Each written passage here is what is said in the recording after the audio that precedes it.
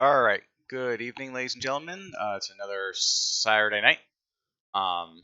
Been a long time, a bit too long, in my opinion. Should have done the stream earlier. Just things don't have time to do things as much as I used to do. Um, so we've been having quite a bit of news stories lately, and tonight I'm going to be going to a bit more, bigger political stuff than the usual chicken shit backwater YouTube or internet drama.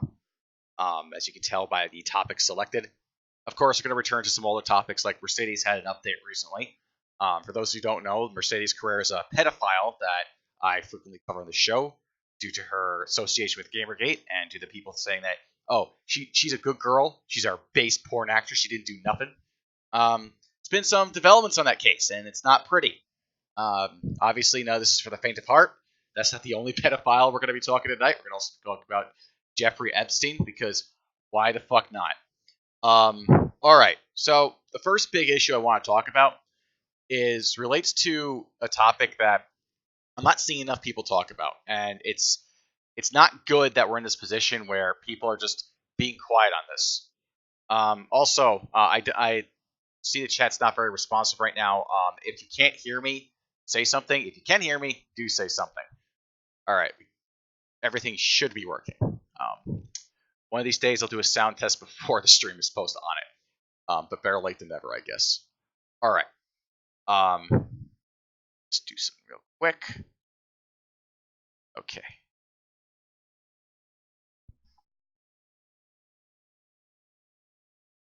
All right. Now then. Okay. So let's just dig right into it. What's been happening? Like, what happened like last week? Something happened here in Texas. Something happened in Ohio. I think the president made a speech about it or something like that. Let's listen on that. Maybe we can get like some context to, and then we'll find out what the hell this has to do with HN. So just give me 1 second here. Okay, the video I wanted to play is suddenly not there. That's amazing. All right. Okay, so it is there. I just messed up the link. Give me 1 moment. Okay. Let's see. Okay. And also, good evening, Jen Silverstein. I also see Sad Song and Caesar in the chat. Also, I'm glad that sound's coming in as all right. If there's any issues, if my mic's too low, if you can't hear something, speak up, and I'll fix it. All right. So let's first look at what Trump has to say, and then we'll progress from there. Okay. Give me 1 moment. Let me just find this out real quick. Give me 1. Okay.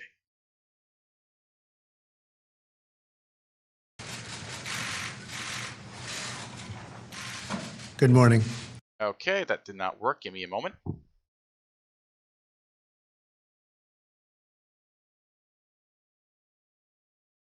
Okay, there we go. Much better. All right. Sorry for the technical difficulties. Let's just keep on going.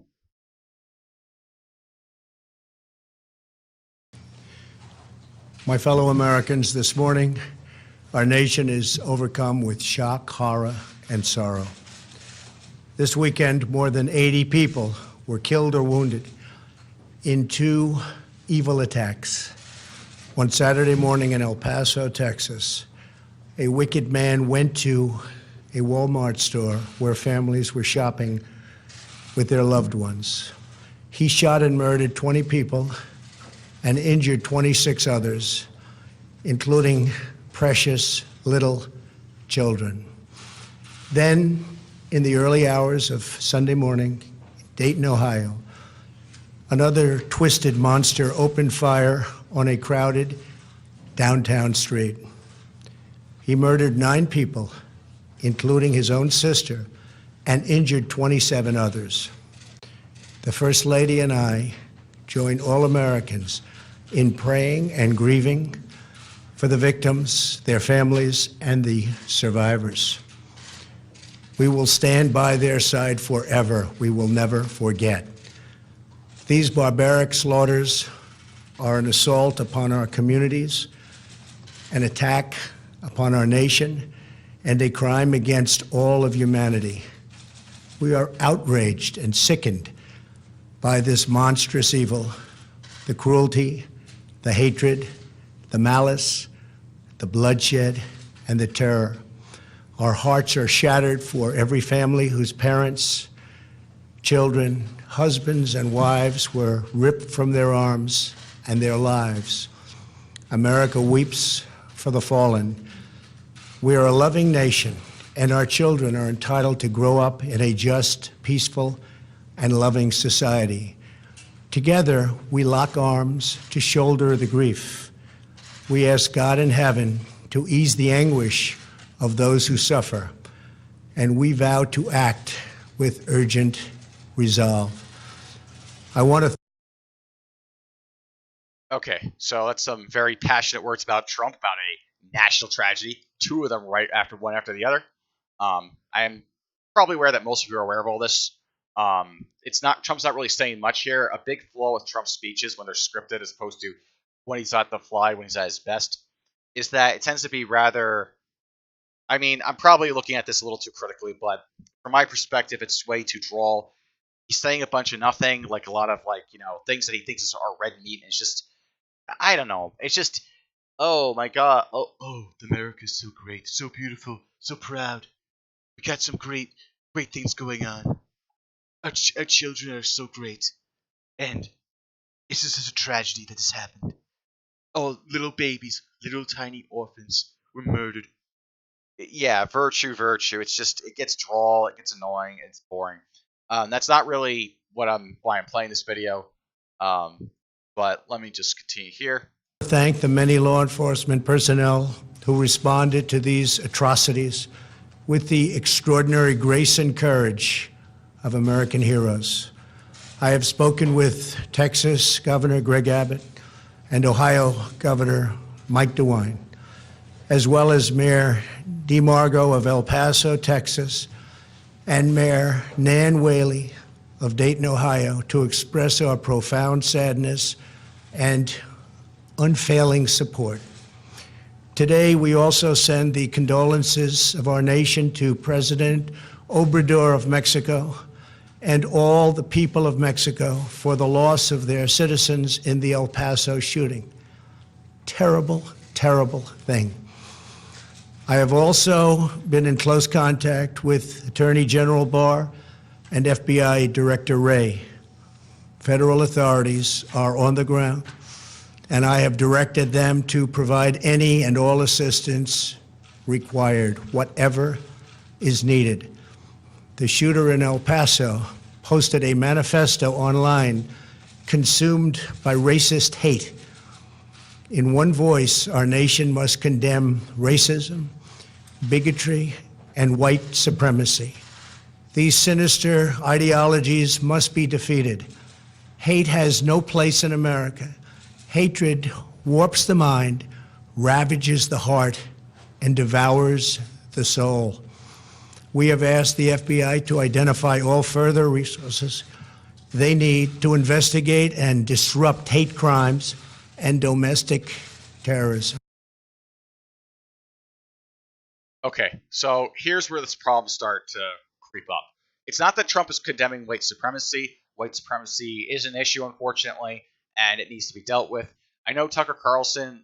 I didn't hear Tucker Carlson's full argument, so I'm not going to say that it's wrong. I'm not trying to misrepresent it. But the big take that everyone took from that, from what Tucker Carlson said, was, oh, it's not a big deal because you could fit a football stadium full of these people. Like, the reality is there's a lot of these people out there that are pushing this accelerationist crap where it's not just that they're racist. I really don't give a shit if they're racist or not. I don't.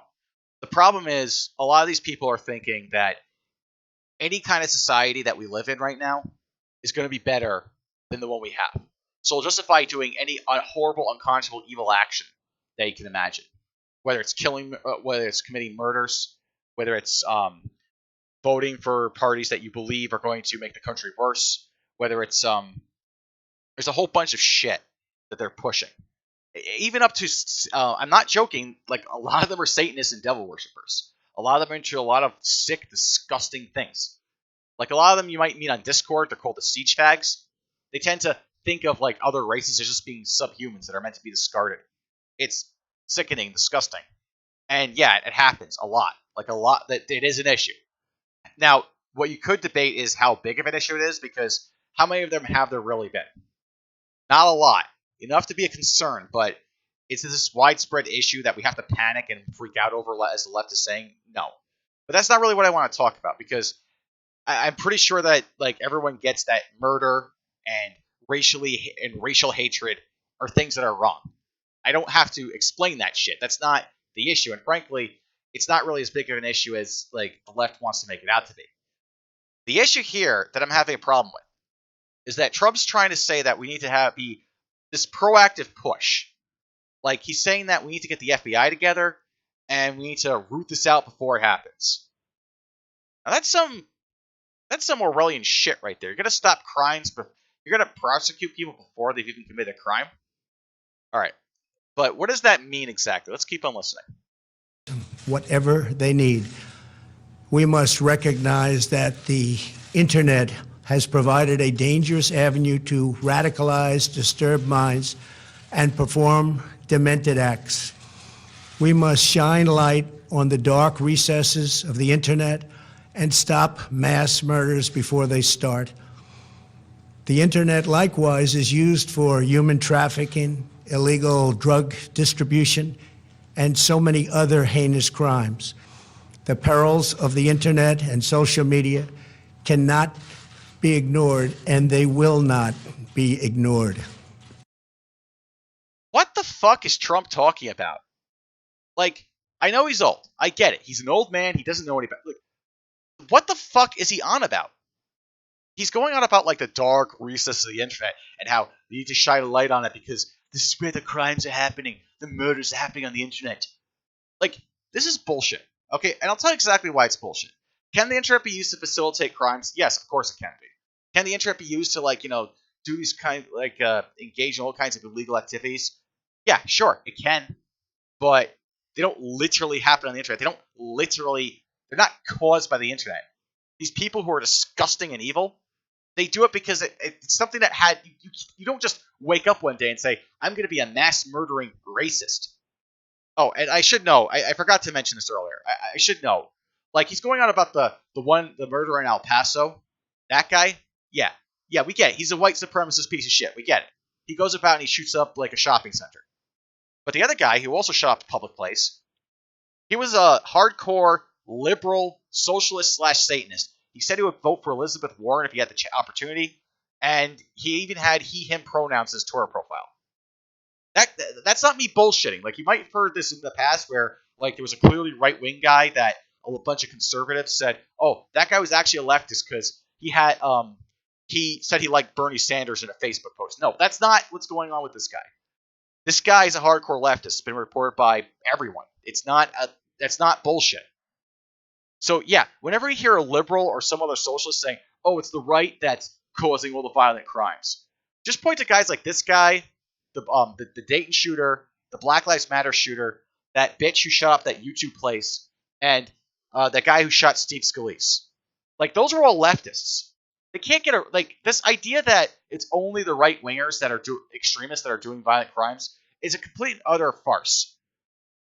All you have to do is just point to those examples. And of course, Trump of course had, but of course Trump's not like Silverstein mentioned in chat. Trump's not like, this isn't really authentic Trump. This isn't Trump on the cuff. This is a pre-written speech. So yeah, of course, a certain bias is going to fold into his speech. But here's the thing. Here's the reason why I'm criticizing Trump in his speech.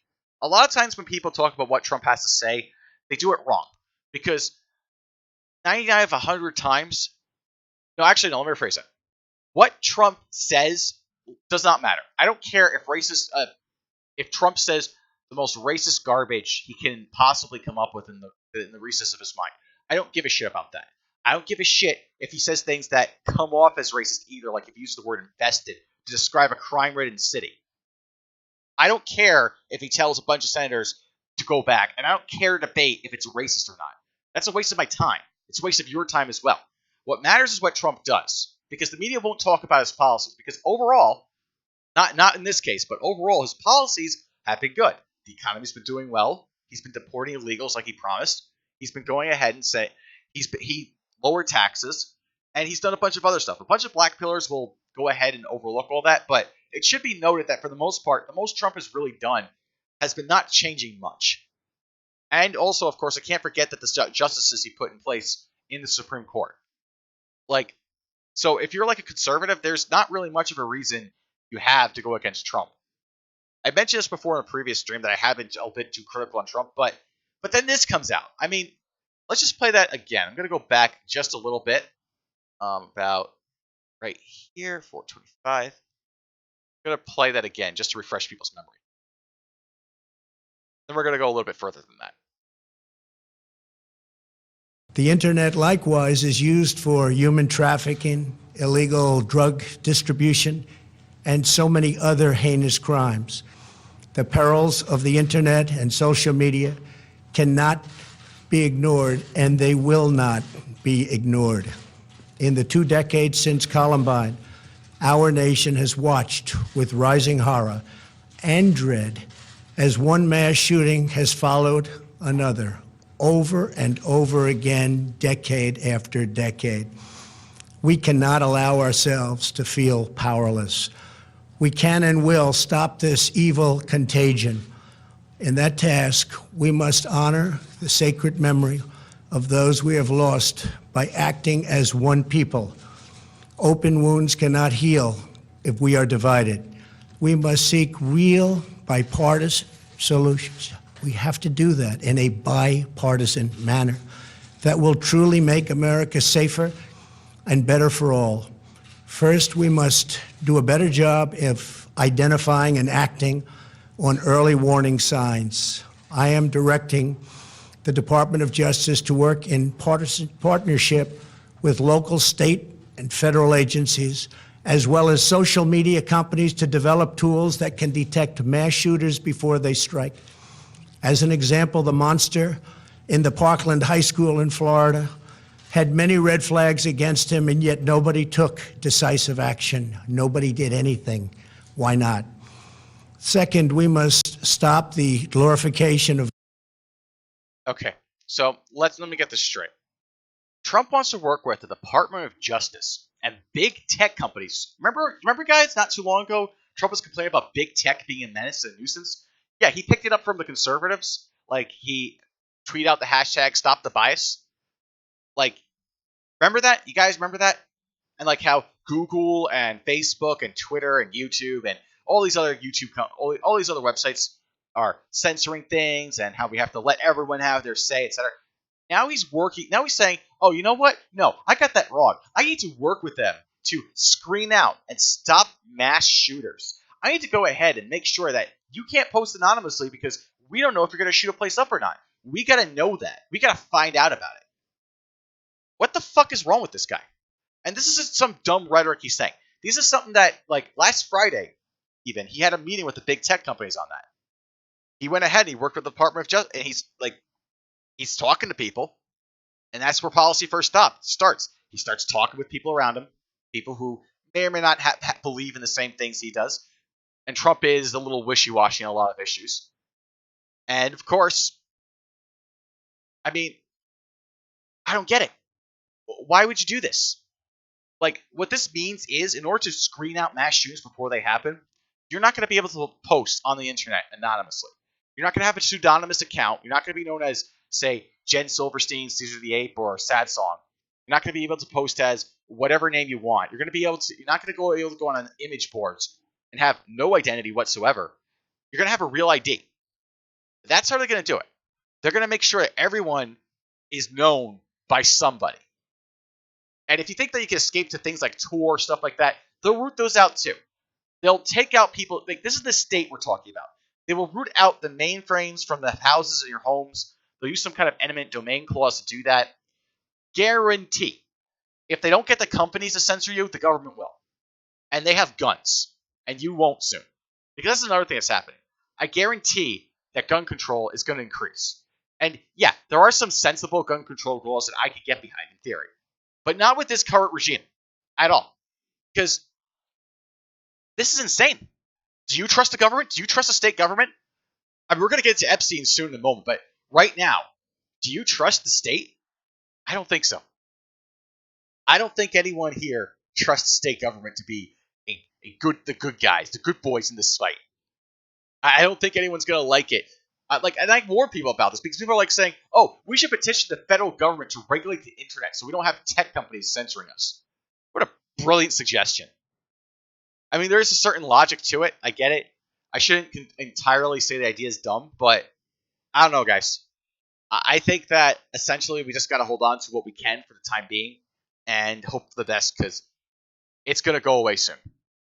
Honestly, one thing that I don't like about what Jim's doing is he keeps on going with the black pill stuff, but he's got a point where he says, "What do you want me to do? I can't do anything about it, and I can't think of anything that would be good." He's come up with ideas before, but obviously they won't work. And honestly, at this point, I can't think of anything that will work. So the only thing I can think of doing is, if you like the internet the way it is now, cherish it, because it's going to go away soon. We will not have the internet as we know it. And in a very real sense, you won't be able to say what you want. I'm not trying to sound like a free speech faggot or anything like that. I'm not trying to sound like one of these guys that goes around and just says, "Oh, well, anyone can do whatever they want without any consequences." I don't believe in that. However, I don't believe the government should be able to preemptively decide that you can't do what you want. I don't believe that before you've even committed a crime, that the government should say, "No, you can't do anything." I don't believe that tech companies should have that power either. A lot of these tech companies have a lot of these positions. There's a right to refuse service, and there's a right to shut down a market. You're entitled to one of those two things. Refusing service is one thing.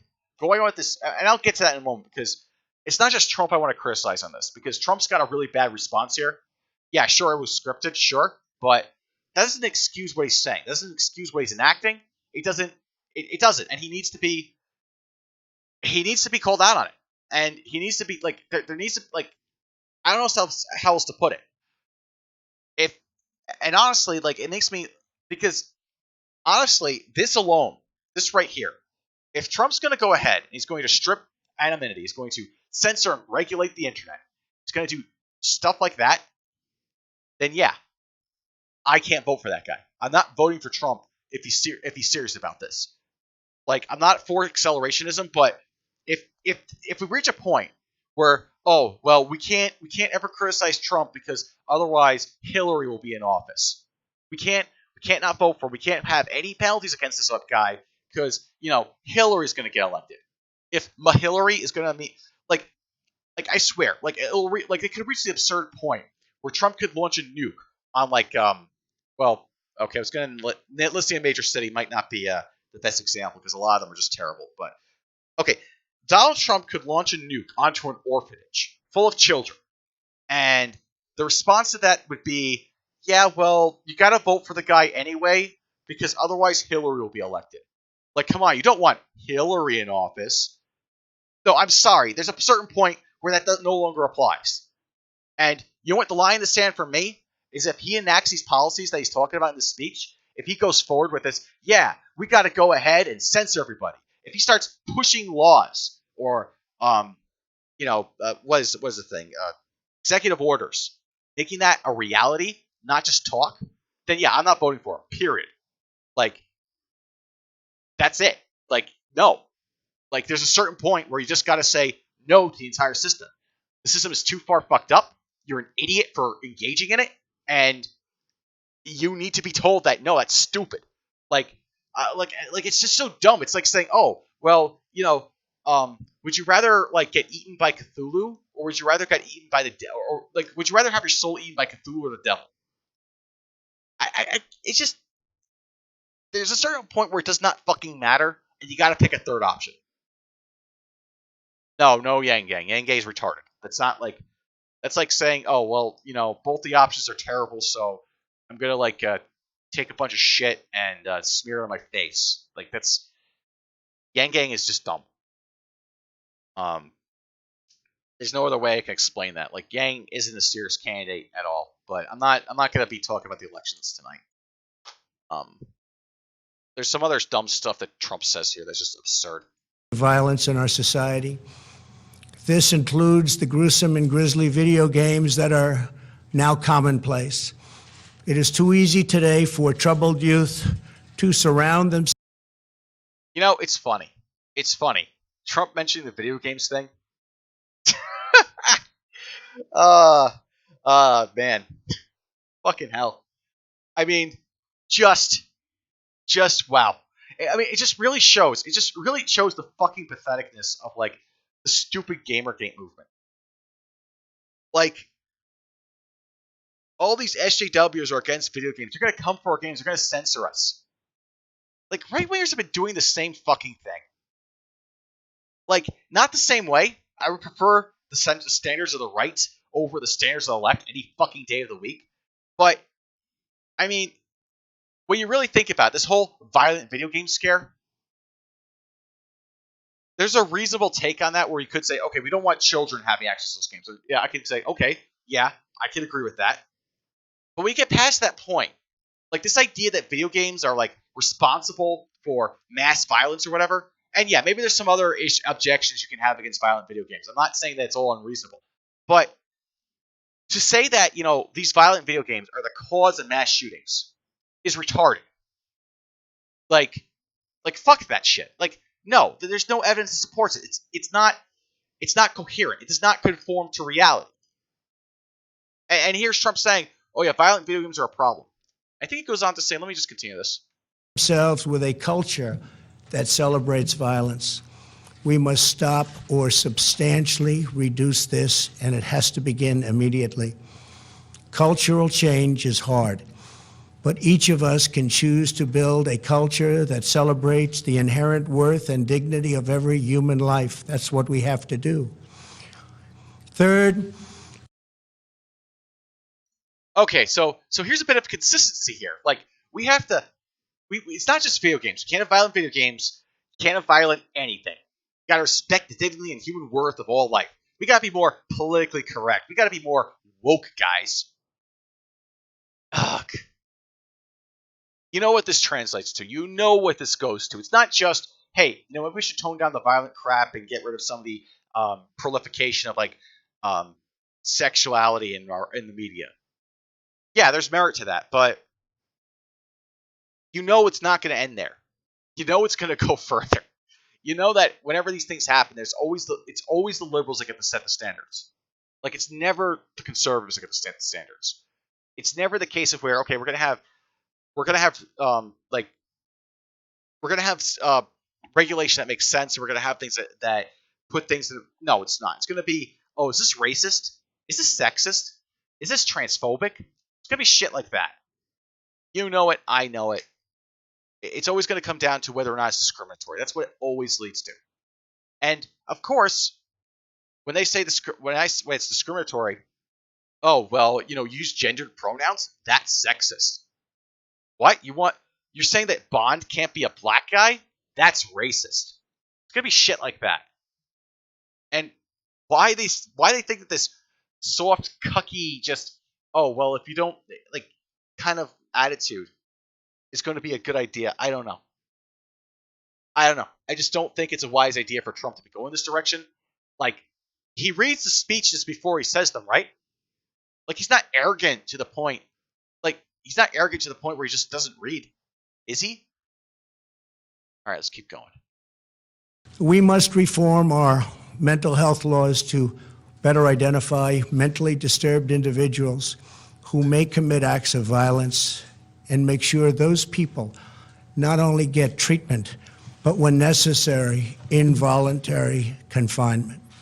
Mental illness and hatred pulls the trigger, not the gun. Fourth, we must. Okay. So the whole mental illness thing, I don't know, guys. I just like this just seems to be like, I mean, yeah, it's an issue, but like, and yeah, like, I guess you could say definitionally, in order to kill a bunch of people, you have to be mentally ill, even if you are a terrorist. But I mean, it's like, I don't know. It's just kind of more, hey, let's have more socialism. We're gonna go ahead. We're gonna just make sure we cure these guys before they have a problem. We're gonna go ahead and lock them up before they have a problem. We're gonna have more state authority to intervene with these problems. I don't like it. I don't like this idea. there's a mental health, like, yeah, there's mental illnesses and mental health problems, but it's just, I don't know. It just seems like an empty talking point that doesn't seem holistic. Like, I don't know. I don't like where this is going. But it's not. But to be fair here, it's not as bad as the other stuff that I pointed out. So let's keep going. Make sure that those judged to pose a grave risk to public safety do not have access to firearms, and that if they do, those firearms can be taken through rapid due process. That is why I have called for red flag laws, also known as extreme risk protection orders. Today, I'm also directing. Okay, so here's the problem with red flag laws. On the face of it, it actually makes sense. Have a due process means to stop people who are potential criminals, like who are determined by due process in front of a judge, see if they can have the right to own a gun. So, like, if someone like makes a death threat, or they get involved in some kind of violent crime or something like that, or if they display psychosis, stuff like that, you bring them before a court, you have them evaluated, and then system determines, yeah, we gotta take your guns away if your own's good. Makes sense at first, right? So why would anyone be against this? It's very, very simple. If you're racist, you're not going to be able to own a gun. They're going to consider like being a racist to be highly suspect of committing a crime, and they're going to take your guns away. And maybe saying, well, that's okay. Fuck racist. They believe that blacks are inferior just because of their skin color and bone structure. That's retarded. I agree, that's retarded. But here's the other problem with that. You're a conservative, you're racist. Like, you don't have a right, like, that's just, it's just so, and by the way, the premise that if you're racist, anything the state does is justified is just fucking dumb. Like, it doesn't resolve the problem to take away guns from people who aren't going to commit a crime. And like this idea that if a certain ideology bends you to violence necessarily, like, I don't know if I believe that. I don't think that's accurate. I think that if you follow that vein, basically go down the path of, yeah, if you don't conform to the mainstream, you're gonna have your guns taken away. And here's another thing. I remember reading recently that the FBI is going after conspiracy theorists. Yeah, that's right. Like, you got like, and yeah, conspiracy theorists, they can be nutty. They can be whack jobs. Sometimes, rarely, but sometimes, often enough, they commit crimes, violent crimes, based on their conspiratorial beliefs. But let's just put that into context. Conspiracy theories can range from anything from believing that the Earth is cube-shaped and there's reptilians out there in the skies, to, hey, you know what? I don't think that the President of the United States is doing everything he says he's doing. I don't think my local governor is on the up and up. It could be something very, very basic. Or it could be something really fringe and out there. It could be something retarded. Like, I don't know, it doesn't matter. It could be something crazy. It could be any number of things. Rational, irrational, doesn't matter. But the FBI could always just go, yeah, we were investigating this guy because, we announced this. We said that we were going after conspiracy theorists as, like, suspected terrorists. So if you have too much to think, okay, let me put it this way. Let's just say you're an Alex Jones watcher. You speculate if mass shootings are false flags. You speculate if, like, there's psychic vampires out there. You speculate if all kinds of crazy stuff, like really weird out, like maybe somewhat which, by the way, Alex Jones has a range of coverage from things that are actually going on to really messed up, weird, out there stuff like alternate dimensions and time travel, stuff like that. And there's a lot in between there. FBI could just look you up. Let's not forget the IRS. This isn't a conspiracy theory. This happened. People forget this. Like, Obama sicked the IRS on his political opponents. The IRS investigated the Tea Party. They investigated other conservative groups just for their political beliefs. Are these the guys you want to trust with red flag laws? No. I mean, at least not for me. I mean, like, if you guys can come up with, if anyone in the audience is listening out there can think of a reason why I would trust the government with red flag laws, go ahead. Post in the chat. Like, I can't think of a reason to trust the state at all. the Department of Justice to propose legislation ensuring that those who commit hate crimes and mass murders face the death penalty, and that this capital punishment be delivered quickly, decisively, and without years of needless delay. These are just a few of the areas. Okay, so Trump's had some issues with the death penalty. He called for the death penalty for like the Parkland Five, which is very controversial. I'm not going to talk about that too much because I don't know the details of the case. All I know is that apparently, in some respect, either all or most of them were exonerated. But regardless, I don't disagree with Trump here. Fuck mass shooters. I fucking hate it when they take them alive. I really fucking do. Because you know they're guilty. You know they did it. There's never been a case where suspect was shot to death, but they got the wrong guy. That just doesn't happen with these mass shooters. Fuck them. Put them in the ground. So, yeah. And I don't care if it works as a deterrent or not. Just fucking kill them. Because those guys think they have the right to just go out and shoot up a place. And then they go out and do it. They go out and shoot synagogues. They go out and shoot mosques. They go out and shoot Walmarts. They go out and shoot bars. People just mind their own fucking business doing whatever it is they want to do. Kill them. There's no sympathy or justification for keeping them alive. They murdered all those other people. The state should put them in the ground just as they thought that they had every single right to put others in the ground who just didn't do anything wrong. Screw them. So yeah, I agree with Trump on this point. Of cooperation that we can pursue. I am open and ready to listen and discuss all ideas that will actually work and make a very big difference. Republicans and Democrats have proven that we can join together in a bipartisan fashion to address this plague. Last year, we enacted the Stop School Violence and Fix NICS Acts into law, providing grants to improve school safety and strengthening critical background checks for firearm purchases. At my direction, the Department of Justice banned bump stocks. Last year, we prosecuted a record number of firearms offenses. But there is so much more. Okay, I don't know if Trump is accurate when he says that he broke a record number of firearm offensives. I don't think banning bump stocks has done anything to stop murders or mass shootings. I just think that it needlessly and arbitrarily, or I should say randomly, lowered your rights to firearms and weapons for no good reason. It did make the liberals a little bit happier. They went, oh yeah, we got something, we got to win. But really, like realistically, if you're a liberal listening and you believe in massive gun control regulation, I respectfully disagree. But put things into context. What is banning bump stocks really going to do? If you look at the weapon, it's not the cause of these mass shootings. It's not even used in mass shootings. Like, it's just ridiculous. It's ridiculous and absurd to think that the bump stocks are the main killer of all this stuff. Like, that's just dumb. So Trump bragging about this, that he's but here's the thing. Trump bragging he's done more for Trump advocating for less gun control, and at the same time bragging about how he's putting more gun control.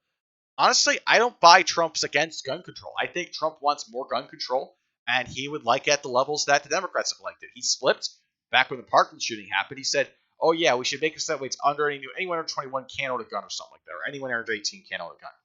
And other crap like that. He said, oh, well, we should take away people's guns without due process. He said that. He had to walk that back real quick.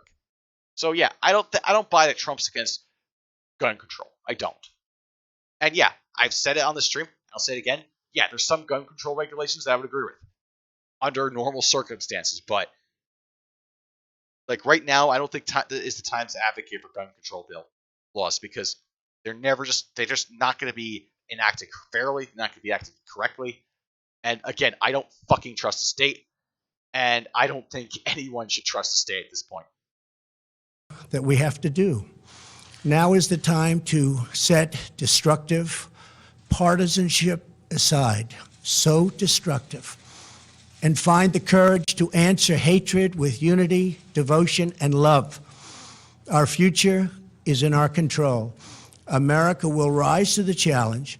We will always have, and we always will, win. The choice is ours, and ours alone. It is not up to mentally ill monsters. It is up to us.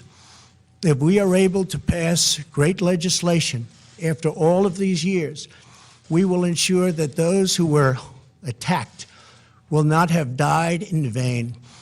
May God bless the memory of those who perished in Toledo. And may God protect them. May God protect all of those from Texas to Ohio. May God bless the victims and their families. May God bless America. Thank you very much. Thank you. Okay, that was our dear president announcing that. Let me just go back to. Let me just replay the critical bets here. Parts that are really, really relevant. Just go back to. See, I think it was. I thought I got it right last time, but I didn't like it. We must recognize that the internet has provided a dangerous avenue to radicalize disturbed minds and perform demented acts. We must shine light on the dark recesses of the internet and stop mass murders before they start. The internet, likewise, is used for human trafficking, illegal drug distribution, and so many other heinous crimes. The perils of the internet and social media cannot be ignored, and they will not be ignored.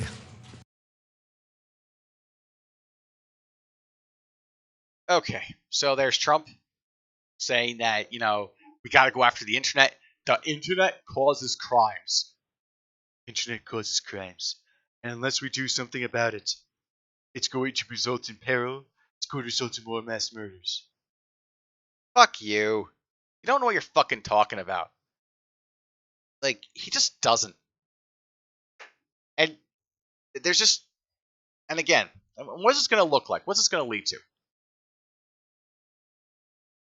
It's going to lead to more dumb shit. It's going to lead to the deaths of image boards entirely. Like, they're just going to go away. Like, we're not going to have them anymore. Speaking of which, 8chan is dead. Like, it's just gone. There's no more 8chan anymore. Cloudflare took it away. I didn't want to call out Cloudflare a bit, but here's the thing. Here's something that, like, here's the thing about Cloudflare. It's actually reading an interesting article, I think. I forget which paper was it. It was about the guy in Cloudflare. Get his name. I'm going to look that up real quick. The thing about that is, why is it that Cloudflare is allowed to go ahead? And I'm really asking, why is Cloudflare allowed to deny service to people? And you might be thinking, well, they're a business. They have a right to refuse service, right? I mean, come on, right? You believe in private enterprises, capitalism, all that. There's a couple of issues. Firstly, I don't know of any other service besides Cloudflare. I don't know if they have any competitors or marketers. There's the first issue. But even then, let's just say that there's 10 Cloudflares out there, or 20.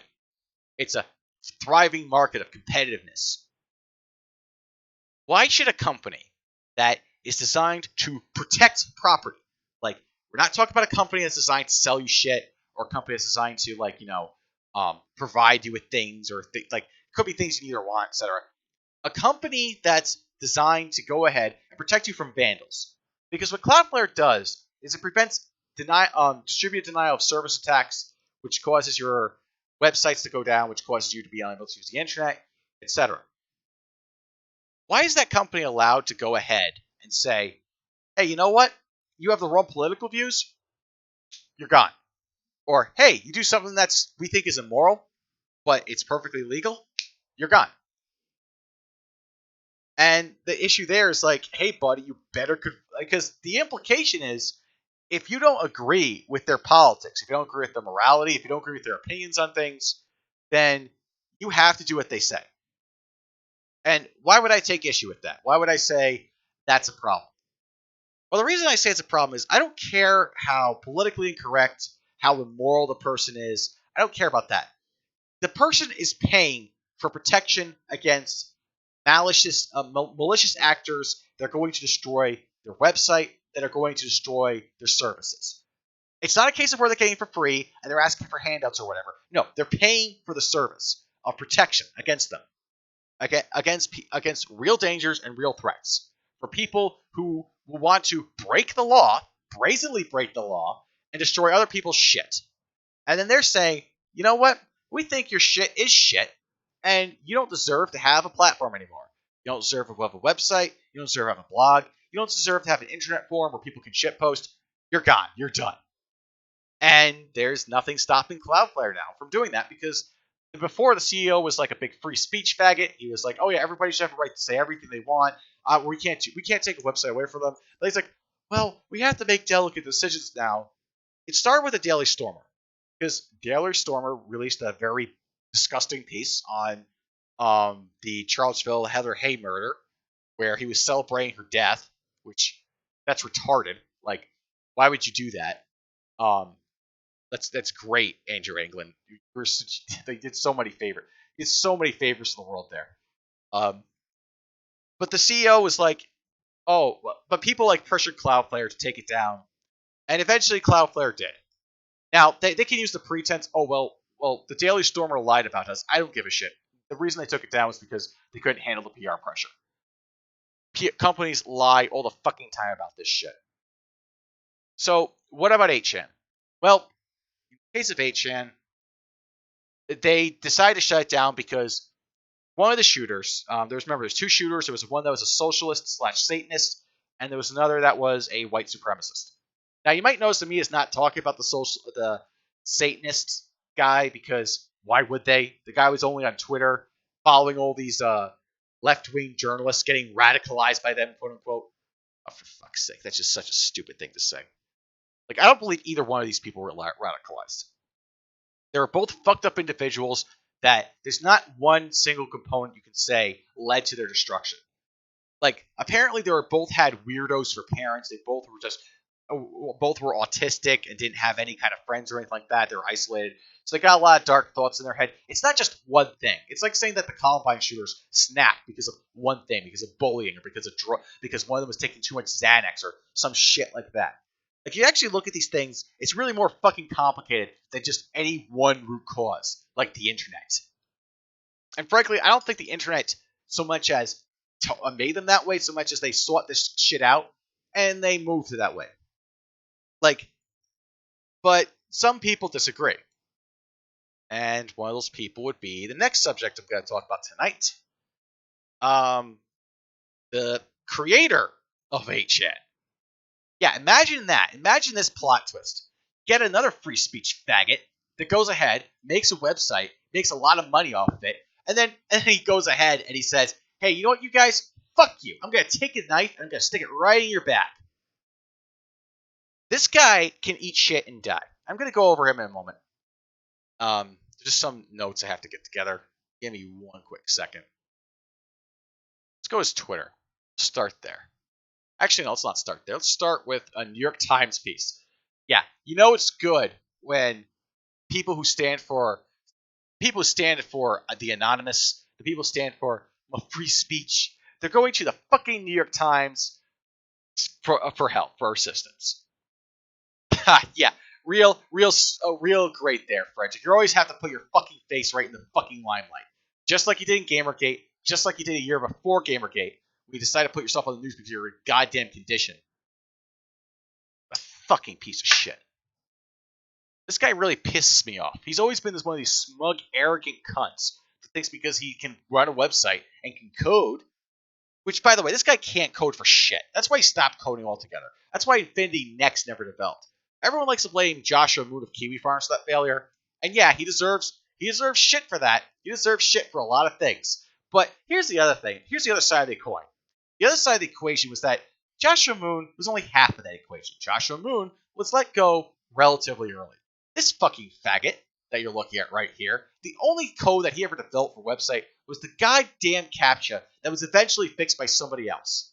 Like, if you used a CAPTCHA back in 2015, you were fucked. You had to spend like an hour with that thing, typing it in every single time, because this loser, who's such a great coder because he can copy-paste a code that he image for a code that he found and dump it on a website, and then he could use a controversy like Gamergate to boost his brand and go on the Huffington Post and Al Jazeera News and other shit like that and be a cool kid in New York, living off of Social Security benefits while he says that he's a fucking anarcho-capitalist. Although apparently now, I don't know what the fuck he is now. Apparently, like, I don't know if this this is what Jim said, so take it with a grain of salt. But apparently, he likes the Browns lefty poll now. Apparently, he's a Baptist or a Baptist, I should say, and he's like, just one of the most they say that if you're I don't buy this whole stance that if you believe in any form of Christianity, that's a good thing. No, fuck that shit. Like I don't want to piss off all the people who happen to be Baptists out there because I probably agree with them on quite a number of things. But the thing is, Baptists are just they're they're insane. They're absolutely insane. That's a topic for another day. And I'm not giving a pass because he's just finding Jesus or whatever. Maybe he's good. Maybe that'll eventually get him down to the right road. I guess. Maybe. I doubt it. But I really don't give a shit. I don't give a shit what happens to this guy. Except I hope he burns in hell. I mean, what else can I really say? Here he is in the New York Times saying, "Shut the site down," says creator of 8chan, a megaphone for gunmen. His words. It's just wonderful. Absolutely fucking fantastic. Let me read this off. Frederick Brennan was getting ready for church at his home in the Philippines when the news of a mass shooting in El Paso arrived. His response was immediate and instinctive. Scroll down a bit. All right, give me a second. This article isn't showing up here. Let me see if I can get it to show up elsewhere.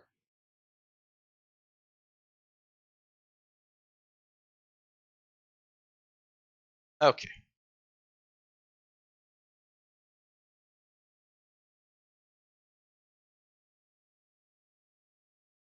All right, much better. Here we go. This is the archived version of it. Of course, it doesn't exactly. What I don't like about archive.is is it doesn't save it exactly as it's supposed to look like. Everything's kind of scattered, but suffice to say, the text of the article is going to be accurate. So it's going to be that. Frederick Brennan was getting ready for church at his home in the Philippines when the news of a mass shooting in El Paso arrived. His response was immediate and instinctive. Whenever I hear about a mass shooting, I say, all right, we have to research if there's an 8chan connection. He said about the online message board he started in 2013. We're going to get right into why this guy's a faggot for saying shit like that. We're going to get into why I'm really, really fucking pissed about this guy in particular real soon. Why this guy's a flaming fucking hypocrite of the worst variety. In just a minute, but just keep this in mind. It didn't take him long to find one. Moments before the El Paso shooting on Saturday, a 4-page message whose author identified himself as the gunman appeared on 8chan. The person who posted the message encouraged his brothers on the site to spread the contents far and wide. In recent months, 8chan has become a go-to resource for violent extremists. At least 3 mass shootings this year, including the mosque killings in Christchurch, New Zealand, and the synagogue shooting in Poway, California, have been announced in advance on the site, often accompanied by racist writings that seem engineered to go viral on the internet. Mr. Brennan started the online message board as a free speech utopia, but now 8chan is known as something else, a megaphone for mass shooters and a recruiting platform for violent white nationalists. Pause. Right here. Yeah, of course it's been known as that. Because all the mainstream news media focuses on the board poll, which, to be fair to them, is a very popular board. Poll says a lot of dumb shit. It's true. Poll says a lot of racist shit. It's true. But there's other boards on the place. It was, for example, there was a Christian board on the website. There was the cow board on the website. There was all these boards on the website you could go to. You could go to your own. You can build your own board if you wanted to. Frederick would boast about this as a feature. Now he's saying that poll. Now he's acting like poll is the only board here, and he can go on the Ralph retort and say, The journalist took me out of context. It's okay, guys. He took me out of context. Believe me, guys. But 99 out of 100 times, if someone complains that they're taken out of context on the internet, they're lying. So, yeah, I don't believe that for a moment. I don't believe anything this guy says at all. Went on. Where was I?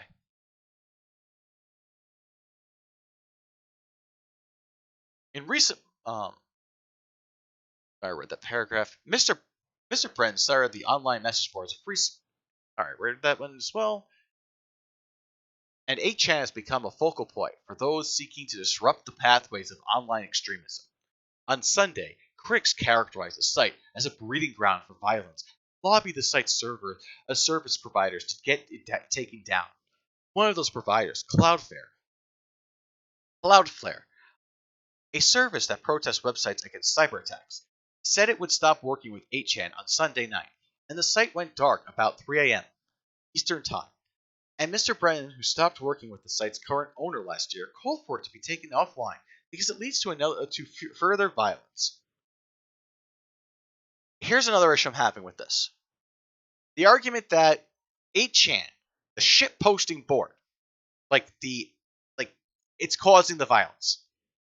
People are shit posting so hard that people in El Paso suddenly started developing bullet wounds. That's how bad the shit posting was there. No, that's fucking bullshit. The shooter went to the website to post that there.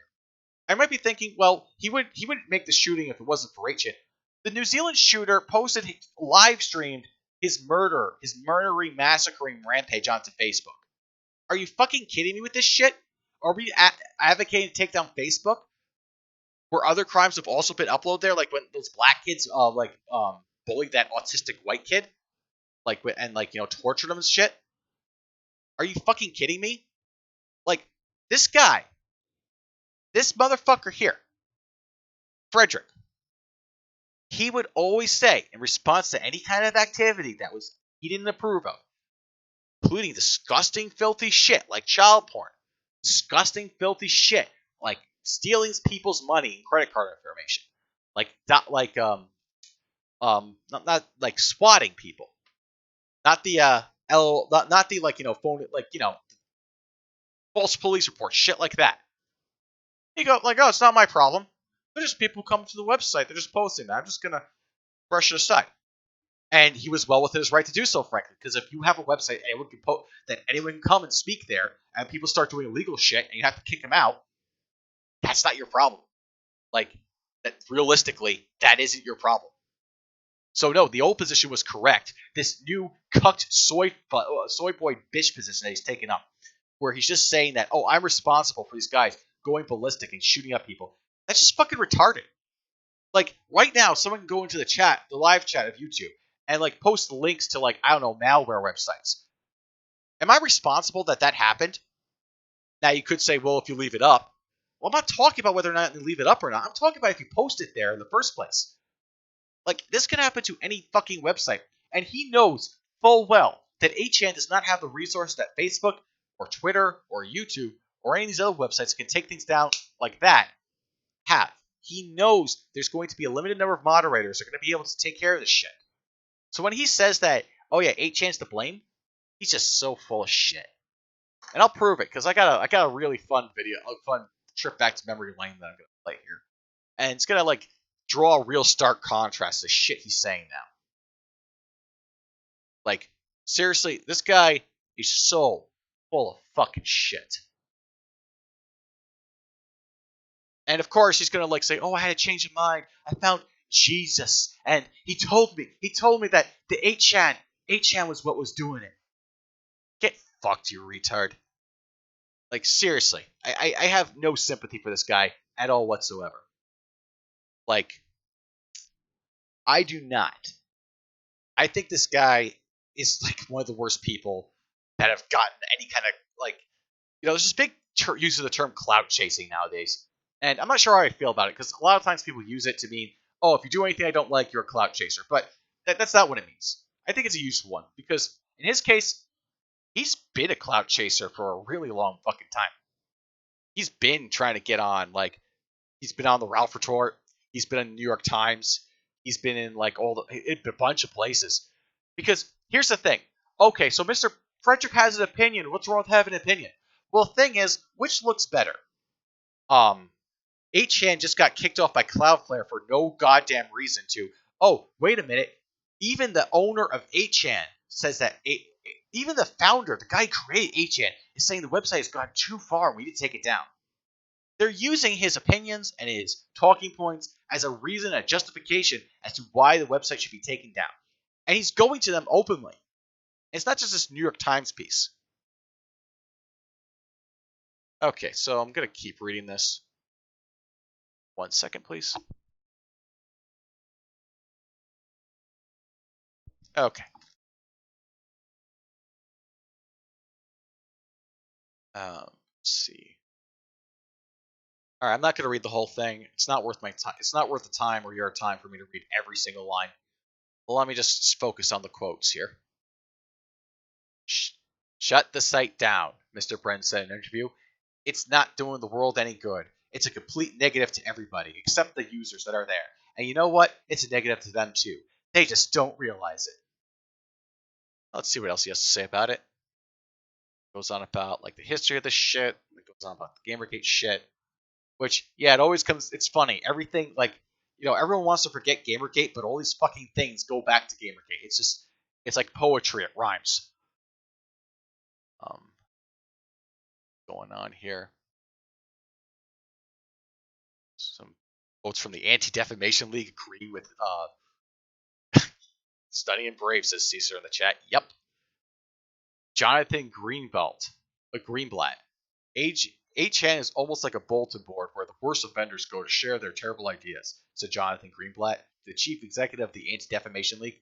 It's become a sounding board where people share ideas and where these kinds of ideologies are amplified and expanded on, and ultimately people are radicalized as a result. Congratulations, Hot Wheels. You're locking arms with the head of the ADL. That's some great shit right there. Great, wonderful, way to go.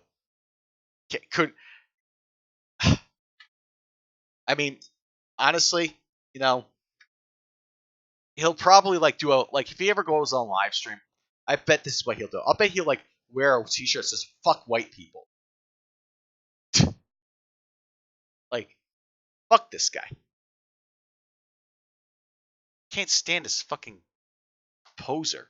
Just going to the New York Times or any newspaper or outlet for that matter, saying this dumb shit, knowing full well about this. Now, here's a point that I think Frederick brings up on Twitter.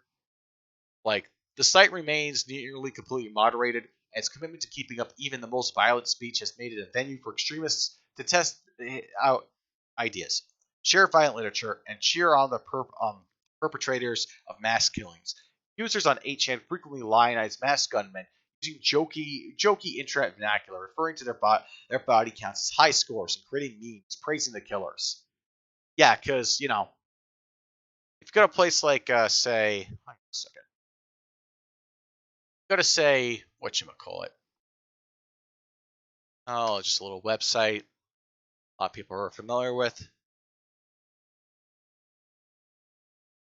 Okay.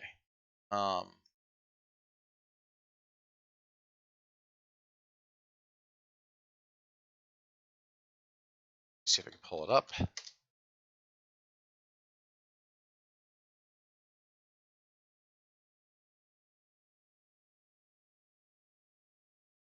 Okay. Now, if you go to a website called Wikipedia, oh, what's this? Got a date, location, dead, injured, total. Huh. It looks like you get some high scores right here. Guys, I think this is radicalizing shooters. This is encouraging people. Look, we can even count their scores if we really want to. Number of dead, number of injured, total number here. Just like that. They'll get off by it. People have made this very argument. Like, obviously, it's a very polemic way of doing it, but people have pointed out, oh, well, if you show their shooter's face, if you talk about the shooter, they win. If you talk about their names, put their faces out there, they win. And yeah, I'm not going to share their faces or names, or at least not emphasize on them. But, like, This is just like the idea that, oh yeah, they're praising the shooters on these boards. It's so dumb because and the reality is, yeah, you might have some jerks who go ahead and do that, but they deleted the thing is with these shooters threads, they've deleted them. They have been deleting them, and I'll get to that point in a moment. Okay, so I'm not going to read the rest of this article because I want to focus more on what Mr. Brennan has to say. All right,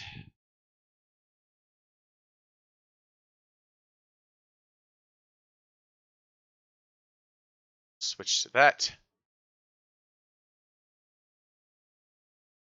Also, I love this part here. I no longer have anything to do with 8chan. Any 8chan questions post April 2016, I don't know the answers to. Yeah, it's funny that he has that in his bio. He probably forgot to change this. Like, he could change it now, but it's still archived. It's still gonna be there. Like, the fucker still's gonna have that there. And the reason why that's funny is because if you look like if you look through his tweets, you'll find the right one. Jen Silverstein says, then deleting the threads and the other social media profiles for the shooters and other ain't that pretty much then tampering with evidence? Yeah, that's a good point. Like a lot of times, like yeah, like the social media shit should stay up there for sure. Like taking down the manifestos is one thing, which they'll get like copied everywhere anyway. Honestly, just leave the manifestos up. Honestly, with everyone so concerned with what motivated the shooter, what drove them to be in that mental state, and now everyone focusing on that, every little detail, a bit of it, and trying to make sure and get everyone to like get on board with what the shooter was possibly thinking, what motivated driven them. Blaming 8chan for having that kind of content there is dumb. It's absurd. It is ridiculous to blame the shootings on the board where they're hosting it. Like it's just so bizarre. I mean, let's take a look at this. There's some really woke takes here. Go down a bit. Oh, and look, the Gunt. Having. He's not going to. Gunt. Of course. Just funny, really. Okay, going down further. What's a good place to start? Start with very first of his tweets when first reacts to the shooting. Oh, and apparently he's giving up coding, has gone into making like dumb, into gay little characters, like text-based characters, and just drawing random shit to like make new formats and fonts. Fuck that. Look at this bitch. Another 8chan shooting? Fuck me. Am I ever gonna be able to move on with my life? Fuck you, Jim Watkins. It will never make money. Just do the world a favor and shut it off like you autistically threatened to do many times when I still gave a fuck. This is personal for him. He doesn't care about the shooters, he doesn't care about anything else. What he cares about, there's this petty little vendetta he has with Jim Watkins. And I don't like Jim. And yeah, I'm not gonna lie. I don't trust Jim Watkins. I don't. I don't think he's this good guy. I don't think he's altruistic. But that doesn't change why Frederick's doing this. Doesn't change why he's going ahead and like doesn't change his motivations and what he's after. Because remember him and Jim Watkins back in the day having some issues. Like he used to be the owner of the websites for all intents and purposes. Then he got bumped down to like an administrative position that he just left. He had some complaints about it. You know what? I'm gonna cover every facet of this guy. I'm gonna find all the streams he did where he was like laughing and giggling and cackling and harassment and the shit that Baphomet was doing. I'm gonna find him defending Lolly Khan. I'm gonna find every skeevy little dumb thing that he said out there. I'm gonna find it. I'm gonna make sure everyone knows about it because fuck this guy. Fuck this flaming fucking hypocrite. Like taking like blaming like just this cry post right here. Fuck this guy. I mean, just fuck him. He can eat shit and die. Let's see. Just some more dumb things here. want to make sure I get them all.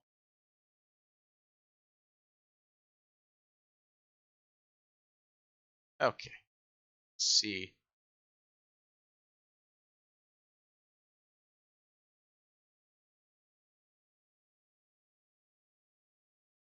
There's this shit here. The El Paso Shooters Manifesto is without doubt a genuine article, which was without a doubt first posted to 8chan. Here's the reasons why. Likes these dumb half-assed little articles.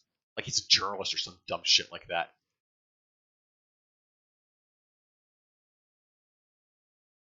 Then he goes on, he gives this long rant about it. Nothing really interesting here. But here's the thing. The fact he has to go out of his way to prove it shows him that should tell them something. The article, the thread was taken down at like 15 minutes after it was posted. Now, that might seem like a long time, but it really isn't. On the internet, that's a really quick response. The fact that he has to go out of his way to confirm it to the rest of the world proves it was taken down in a relatively short amount of time. He knows this. So when he goes on to like New York Times, this is such a big megaphone for the world. He's full of shit. He's lying. He's lying because it's gonna take it down like instantly. Are you fucking kidding me? Like you're better off putting it on Facebook it like where you could live stream the entire thing, like the entire shooting itself, or like hey, for that matter, you can live stream the first 15 minutes if like 15 minutes of time is such a big long time for 8chan takedown. 8chan, which is run by like maybe 5 janitors, moderating at the time. Like, there's more to this though. Not this guy, but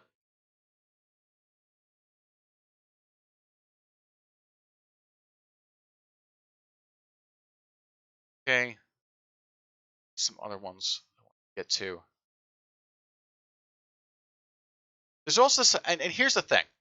He's not just attacking 8chan. It's not like, oh, well, 8chan is just a bad apple or a bad egg. He's also attacking anonymity himself. And the proof of this is when he retweets this. What is this? Oh, look, another she, her. Yeah, I wonder if she'll shoot. I'll be the next one to shoot up someplace. Someone smarter than you. Like, here we go. Another 8chan. Like, here's the 8chan shooting post. So replies. I was thinking about making a 16chan. Should I do it? And then this person responds with, someone smarter than you already tried. It didn't work. By the way, that someone was Joshua Moon, and he decided to say, hey, you know what, guys? You can have pedophile boards on my website. Brilliant, brilliant Joshua Moon there of Kiwi Farms. Like, he has such a galaxy brain mind. He doesn't see anything wrong with that, which is why that would be a bad idea. But that's a story for another day. Web image boards as a format are basically dead, and we only need 1 or 2 more cataclysms to finally put them out of their misery collectively. And yeah, here's Frederick, happy little face, liking or retweeting this, promoting this message that basically, fuck anonymity. You want to go on an image board and shitpost? Fuck you. You gotta have an identity. You gotta have an avatar. You gotta put your pronouns to your profile name. You gotta put your location as kit in bed and link your GitHub account. What a fucking like just the goal of these people. They just constantly shit on anonymity. And here's Frederick, guy who made 8chan, promoting this. Going ahead, digging that knife in a little bit further. Here is again. Some media outlets have emailed me about this tweet. If any reporter out there has questions about it, don't be shy. Email me. I'm happy to explain how archive sites work, how we know what time zones were in use, how 8chan's hashes work, how hashing in general. Shut up. Just shut it. You're doing this for attention. You're doing it to go ahead and make sure that you get boosted, you get promoted, and your face is fucking out there, just so you can have every ounce of media attention that you desperately crave in your miserable, fail little of existence of life. Like, it doesn't matter how dorky or nerdy anyone else is on the internet, you're always going to be a freakish dwarf. And it's going to haunt you. It's going to be your shame for the rest of your life. And the thing is, you know perfectly well you could have made something in your life instead of being stuck in the goddamn Philippines with nothing to do but to make Sanskrit code. Because you're a failure. You were never able to make a successful website. 8chan was your failure. It was only successful once it changed hands. You just rode the wave of Gamergate. You didn't succeed with anything. It's why you got your Patreon gotten taken down. It's why you got yourself removed from index from Google. And what was the reason for that, by the way? I hate how it keeps on going. Everything just keeps on going back to one of these topics. It's either Gamergate or pedophilia, one or the other. But yeah, it's pedophilia once again. This guy decided, hey, you know what? Cartoon pornography of children, or risque, almost borderline photographs of little kids that aren't technically illegal according to U.S. law, but that's okay. It's okay on my website. It's worth having my Patreon removed. It's worth having Google search results taken down. And yeah, it's just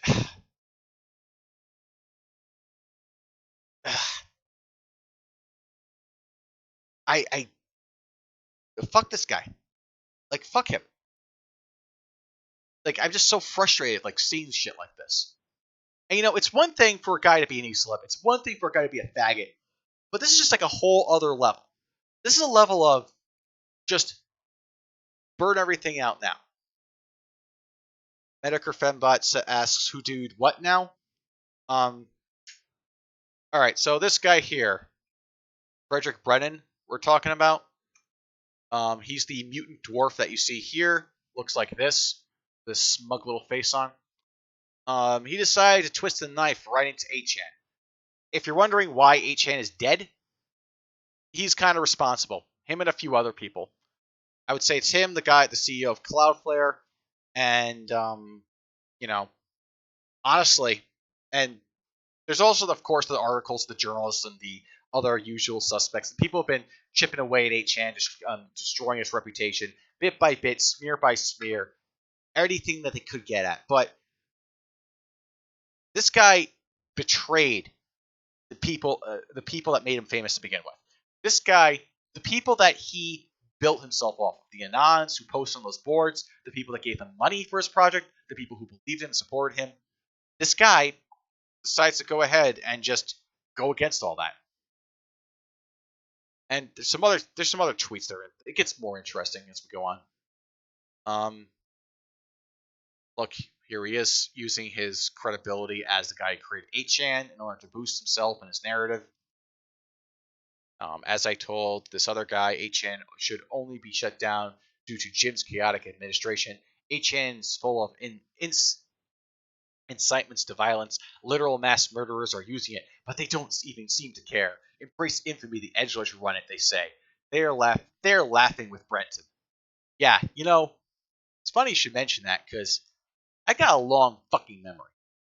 I remember when you made this. I remember when you did shit like... Let's see. Where did I put that? Oh, where did I put it? Okay, this is going to take me just 1 second. Okay, because I know I saved this. I know I had it up. I'll get it. Let's see.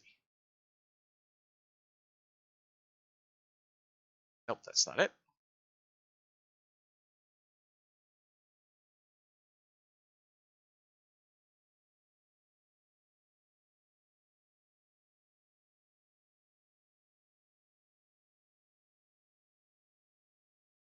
Hang on, I know I had this.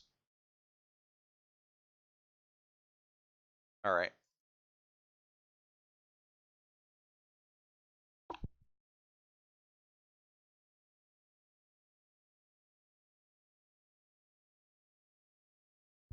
Okay, should find it soon.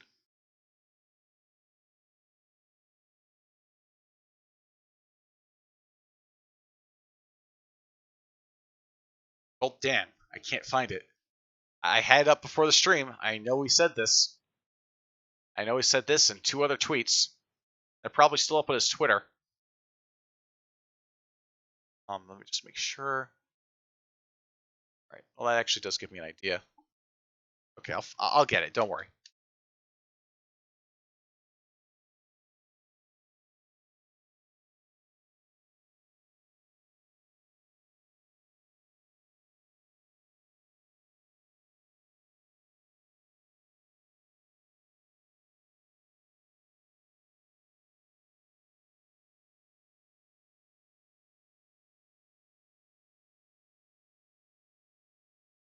Okay, here's some fun tweets that I'm gonna put up. Now this is HW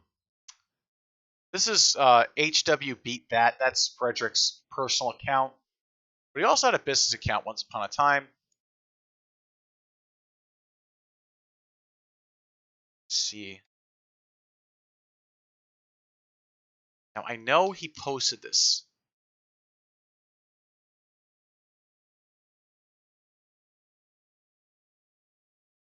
Let's see.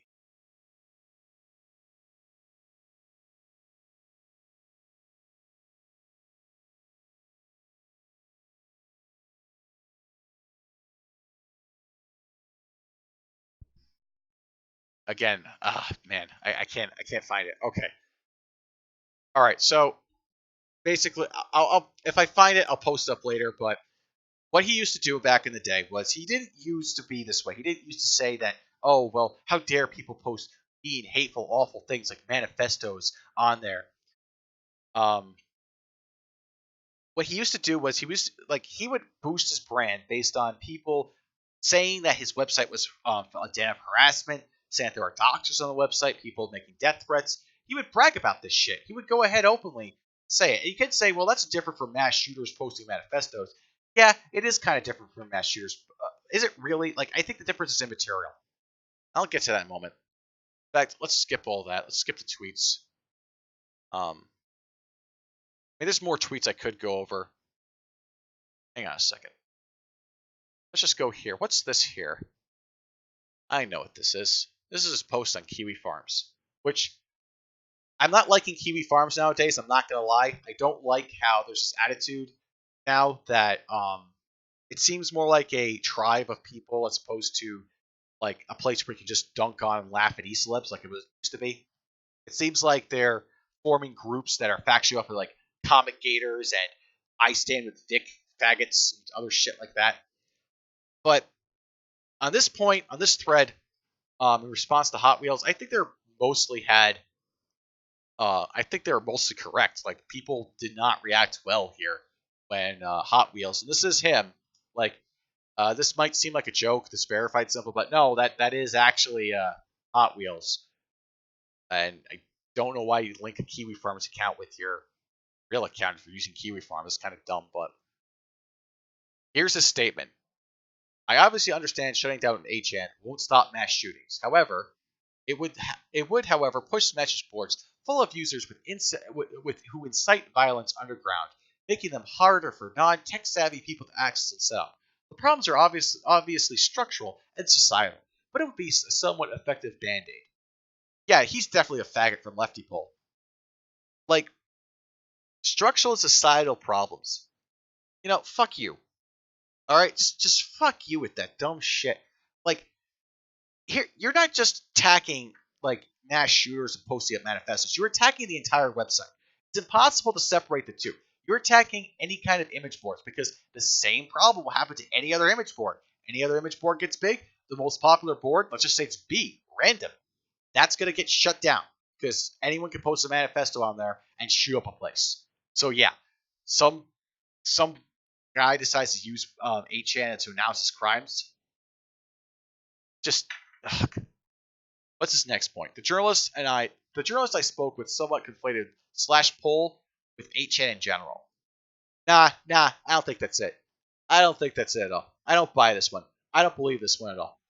I don't believe that there was any conflation or taking out context or anything like that. Yeah, sure, it's a time, so you can't trust a journalist, but I trust this guy even less than the Times. I am certain that you can't separate the two. I am certain that when you have slash poll, you can't just say it's just this one part of it. It's you accept all of it or none of it. And it's not like he's just saying, oh, he didn't say shut down poll. He didn't say, he was quoted saying shut the site down. Let's make that clear. I showed that tweet he retweeted where someone was saying, oh, someone already tried making another image board. He endorsed that message. He put that his name on that message. This guy is, fuck this guy. I don't know how else to explain it. It's like,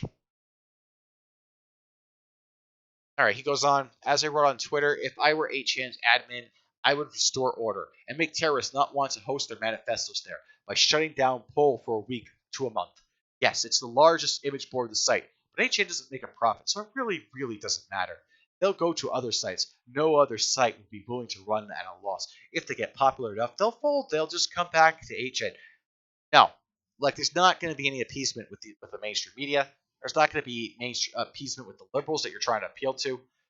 It just doesn't work. What's going to happen is they'll just go ahead and they'll just say this manifesto's posted. It doesn't matter if they shut it down. It's terrible. And then he also says, Null will never tolerate having a neo-Nazi subforum full of users who encourage more shootings and which hosts their manifestos. Yeah, Null's thing, Joshua Moon is more interested in Shota Neka porn and other weird child sex shit like that. That's what he's into. Nazi stuff, that's a bridge too far for him. Pedophilia, Joshua Moon is okay with it. It's simply bad for any website to do. It makes a lot of people hate you for no gain to be the first place shooters' manifestos are posted to. Not deleting direct incitements to violence is a good way to get every website ISP to hate. Even Cloudflare thinks about shutting down 8chan. Cloudflare. Well, you contacted Cloudflare, so there's that. Top of that, there's also the fact that you know very, very fucking well, as you stated over and over and over and over again, time after time after time, that you can't just be online 24/7 moderating an image board, especially when you don't have enough moderators to uh, pick up every single subforum. In fact, you were adamant about it. You were adamant that the global moderators would only get involved in certain cases, and you had them very restricted to very particular time periods, etc. In fact, sometimes you didn't even give a shit if someone announced they're doing something illegal or whatever. You said, it's technically not illegal for them to say that, so I'm just going to leave it up. That was your response in a lot of cases. So don't give me this crap that, it's not a good look for them to do this. Especially not when you register websites like hatechan.co or hate.co, whichever one it was. Or when you brag about how the mainstream media is painting your website in Gamergate as a harassment group, and that's a good promotion for your website. Yeah, let's not forget that shit. You hypocritical faggot. Note that there's a difference between this and hosting manifestos originally posted elsewhere for news value. Okay. I love this. I love this line right here. Look at this. Everyone gave that journalist shit for saying that, you need to go to a journalist to go ahead and see what happened. Wait, Enchan is down? Okay, so Rami in the chat says Enchan is down too. The end of Chans is here. Wonderful. Well, absolutely wonderful. I knew this was going to happen. I knew that it wasn't just going to be 8chan. Like, he even said, you guys can go to Bunker Chan. That's still an image board you can go to. Image boards are dead. I agree with that take. I don't disagree at all. I think that this, and that's why I don't like this guy in particular. That's why I think this guy is a piece of shit. Because what's worse than an enemy? A traitor. An enemy will stab you in the front. A traitor, he'll stab you in the back, and then he'll smile at you as he tells you that he's doing it for your own good. Oh, gosh. In fact, the only one I've heard, maybe I'm wrong about this, but the only other person I've heard talk about this issue was Jim. Everyone else seems to be, more interested in other stuff, but maybe that's just due to me not paying attention. Maybe I'm incorrect about that. But people should be talking about this. People, they should be going ahead. Silverstein says it's working just fine. Metacrip Fedbot says Chans are boomer boards. Maybe. I guess it depends on what you mean by a boomer. I don't think people who were born in the 60s have any preferred board. I don't really see them boomers going to anonymous image boards and shit posting there, but they could be. That's the beauty of an image board. You don't know who's posting. So yeah, it could just be that there's only 10 teenagers and 50 guys who are just reminiscing about what life was like before the Vietnam era. That's possible. But yeah, guys like Frederick here. Yeah, why would he want these boards around? I don't know. Let me finish the post, and you know what? I was gonna look at some other shit that he's been up to and stuff, but I think I'll keep as a frequent subject of the show, just to rub salt in those, just because I can. Like, you know what? I'll tell you why. This guy does this thing where he gets limelight every once in a while, and then he slinks off back into obscurity once he can't get any more limelight. He comes back in the limelight once in a while, and then he slinks off back into obscurity. No, let's not do that this time. Let's not let this little shit weasel get away with it. Let's make him a regular feature on the show and talk about his dumb, pathetic little life. Because there's a lot of shit out there about his personal life that he's made public. Like, and that's not me like digging into his past or whatever. It's out there. It's already saved, and I think I'll be making that a regular feature on the show because fuck him. That's why. Okay, so he has one more thing to say. I'm happy to answer any other questions. I expect many autistic tags. Oh, I wonder why. From people who never ran an image board. Oh, you fucking cunt. You didn't just say that. I'll read that again. I'm happy to answer any other questions. I expect many autistic tags from people who never ran an image board and don't understand how shitty Jim is being. If this keeps happening, laws might even change in the US. Those laws might be so broad even Kiwi farms won't be able to operate. Just saying. Oh, this little faggot. You said the exact fucking opposite when you were running image boards. You lying piece of shit. And I'll find those quotes that you said of it, because I remember they happened. I'm not the only one who remembers this happening either. I'm gonna pull up another statement by somebody. Like, because I go get it. Oh, I saved this tweet. Okay, so one day I'll have every single link that I'm going to use on the show saved in advance and neat little folder or something like that, as opposed to just digging them on the stream. This time I almost came close. I almost came close to doing it right, but shit happens. Okay. Scroll down a bit. Give me one more moment. Okay, got it. Okay, let's open the tab. Go there. Frederick says, before 8chan mercilessly went down, it highlighted any text in triple parentheses and okay. Before 8chan mercilessly went down, it highlighted any text in triple parentheses in the colors of the Israeli flag by default. That's not a default on any of That's not a default of any of the software. CodeMonkeyZ purposefully added that as a playful nod to the neo-Nazis on his platform. Am I wrong? Oh look, my dog whistle. Yeah, he made a Nazi joke. He should burn in hell for that. Hang him, have everyone in the village come along, throw a tomato at him because he made a fucking Nazi joke in his coding that nobody would know about unless some piece of shit like you megaphoned it out everywhere to get him deplatformed. That's such a wonderful, wonderful statement. But here's the take I wanted to highlight.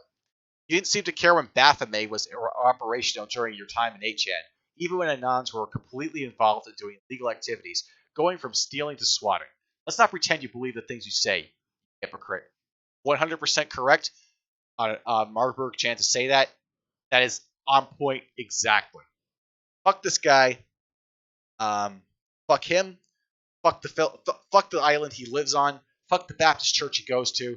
And I hope he burns in hell. Like, fuck him. Also, I should clarify, when I say I hope he burns in hell, that's a hyperbole. I don't actually wish that upon anyone. But let me tell you, comes real close. Comes real fucking close at this guy. Stupid piece of shit. Okay. All right, I'm gonna make this a two-parter because I'm feeling tired, and I'm feeling tired, and also not gonna lie, this is kind of pissing me off that we're not gonna have image boards anymore. Maybe Enchan will still survive. Like I got some, there's some aspects about Enchan I do not like, but you know what? If it's gonna be the image board that people go to, it's better than say BunkerChan. Oh, Silverstein wants me to go over the coleslaw stuff. Give me a sec. All right. So apparently, our old friend Acid Man. Wait. Okay. Like, five of you. Okay, two of you I know are gonna understand what I mean by Acid Man. The rest of you are gonna be like, who? What? Okay. So let me get that up real quick. Okay. So to be fair, I don't know the full accuracy of this article. It's from the Daily Beast. Um, let me bring that up. It's kind of funny. Okay, really quickly now.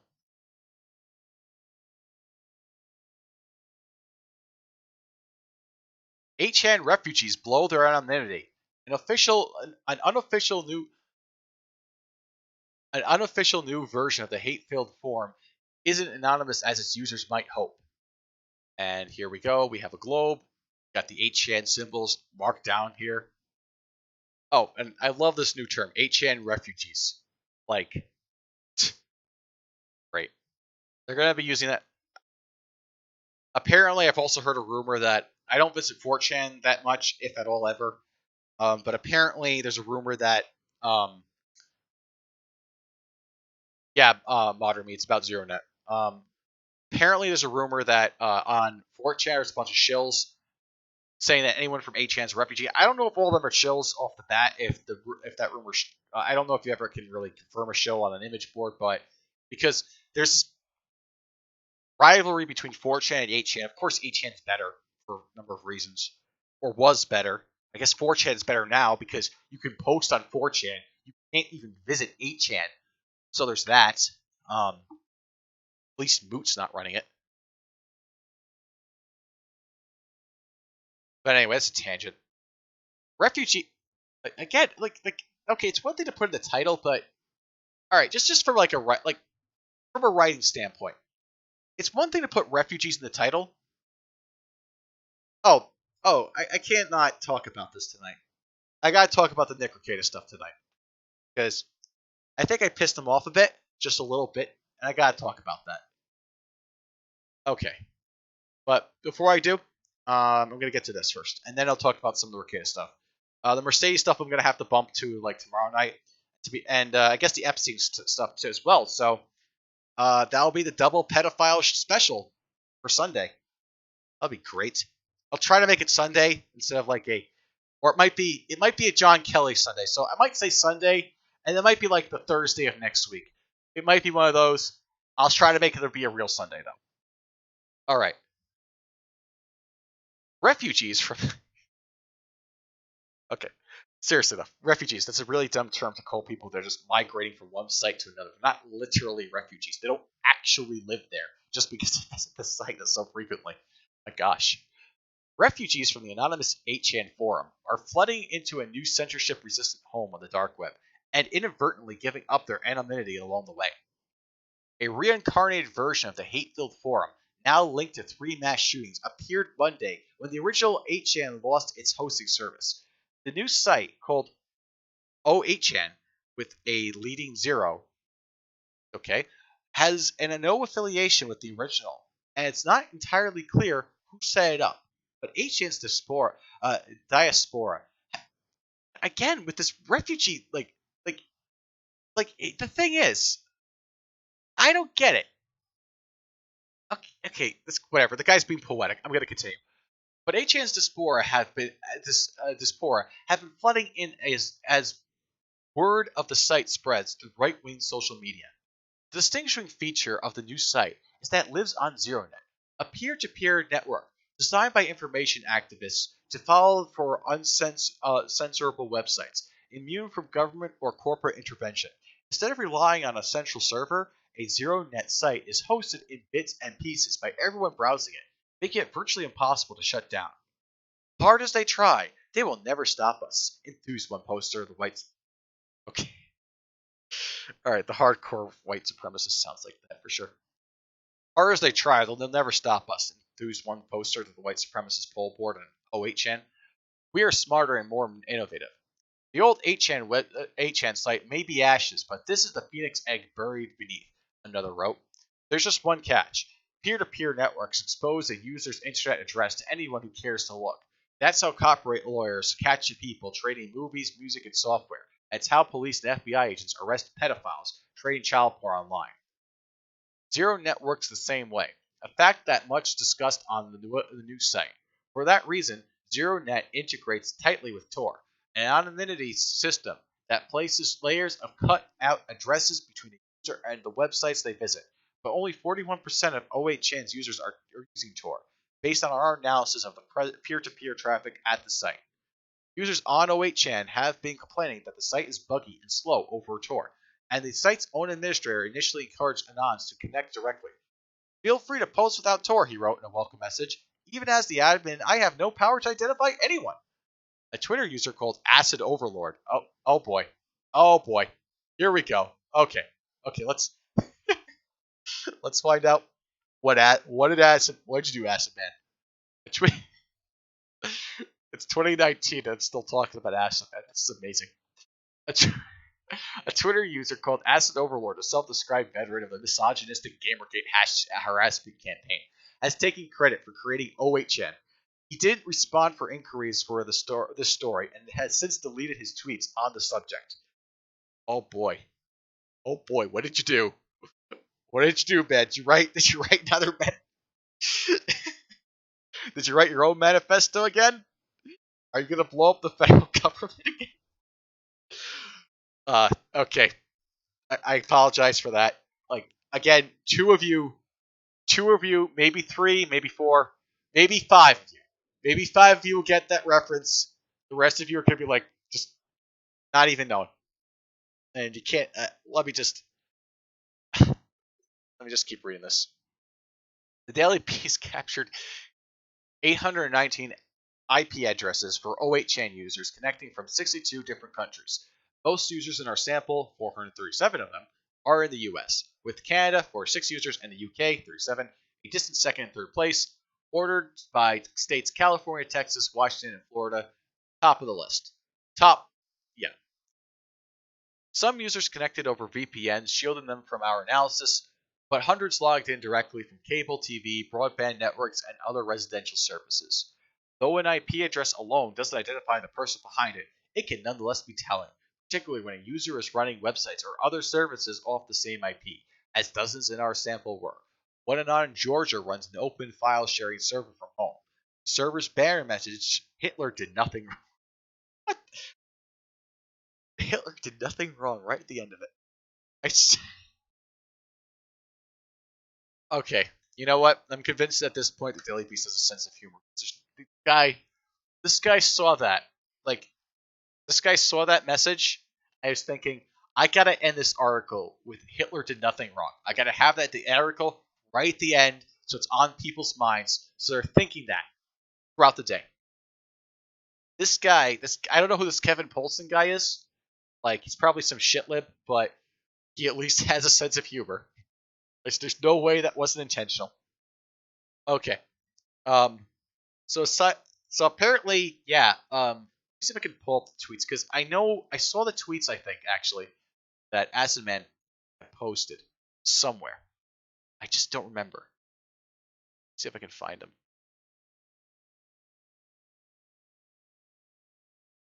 Oh yeah, it's gone.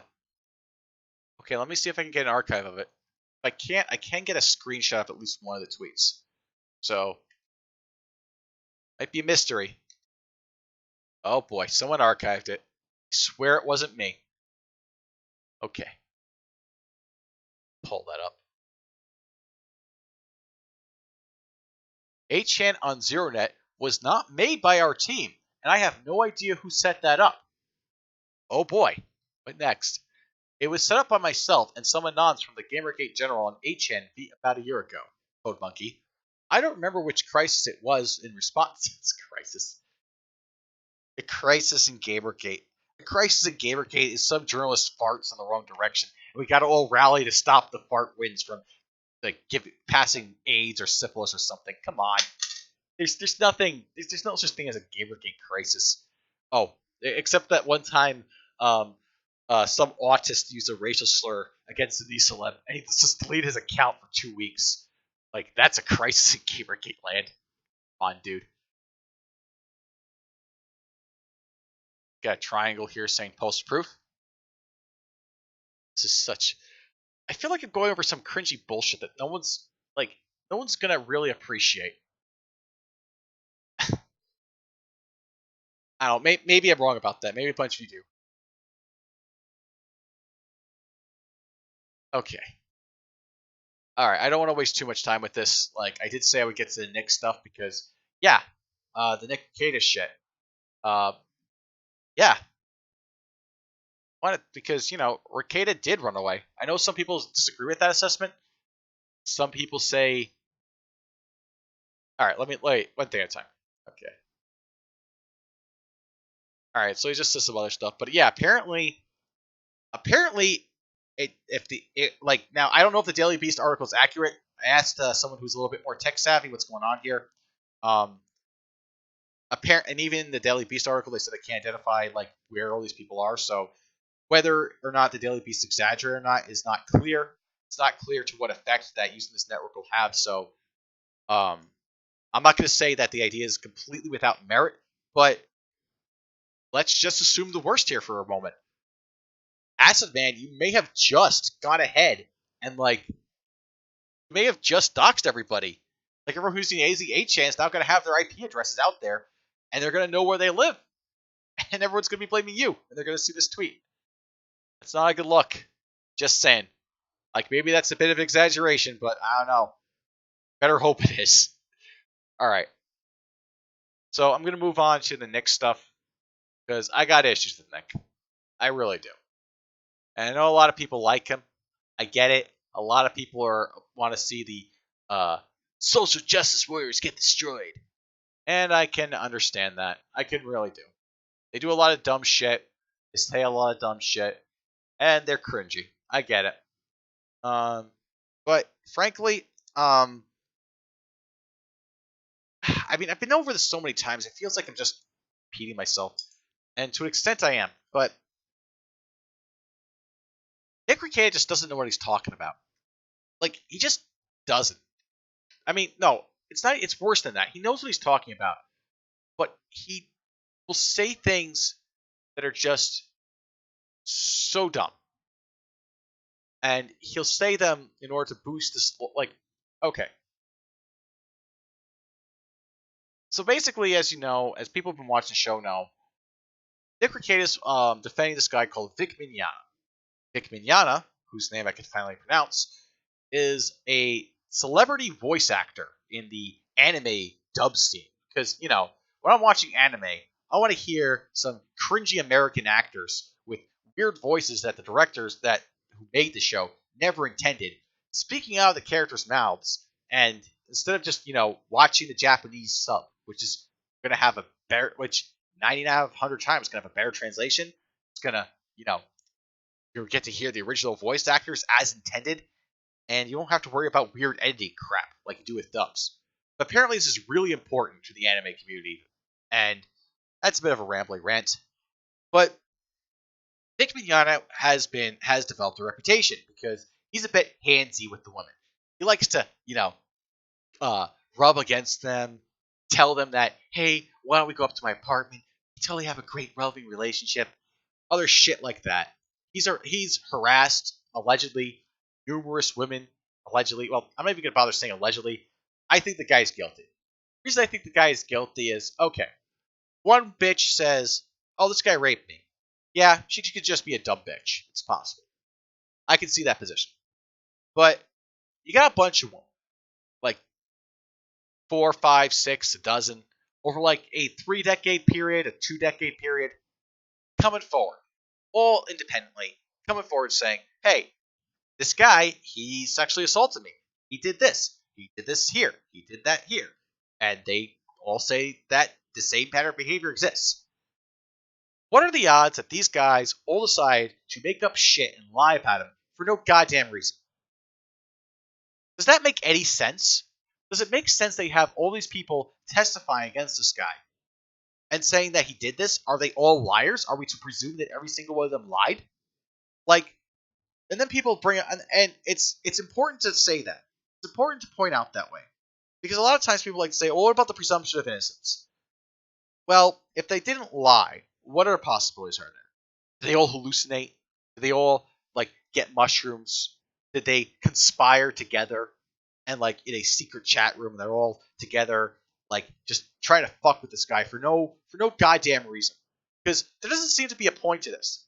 But Me Too exists, and because Me Too exists, that means they're trying to exploit off of it. No, I'm not buying that. I'm not.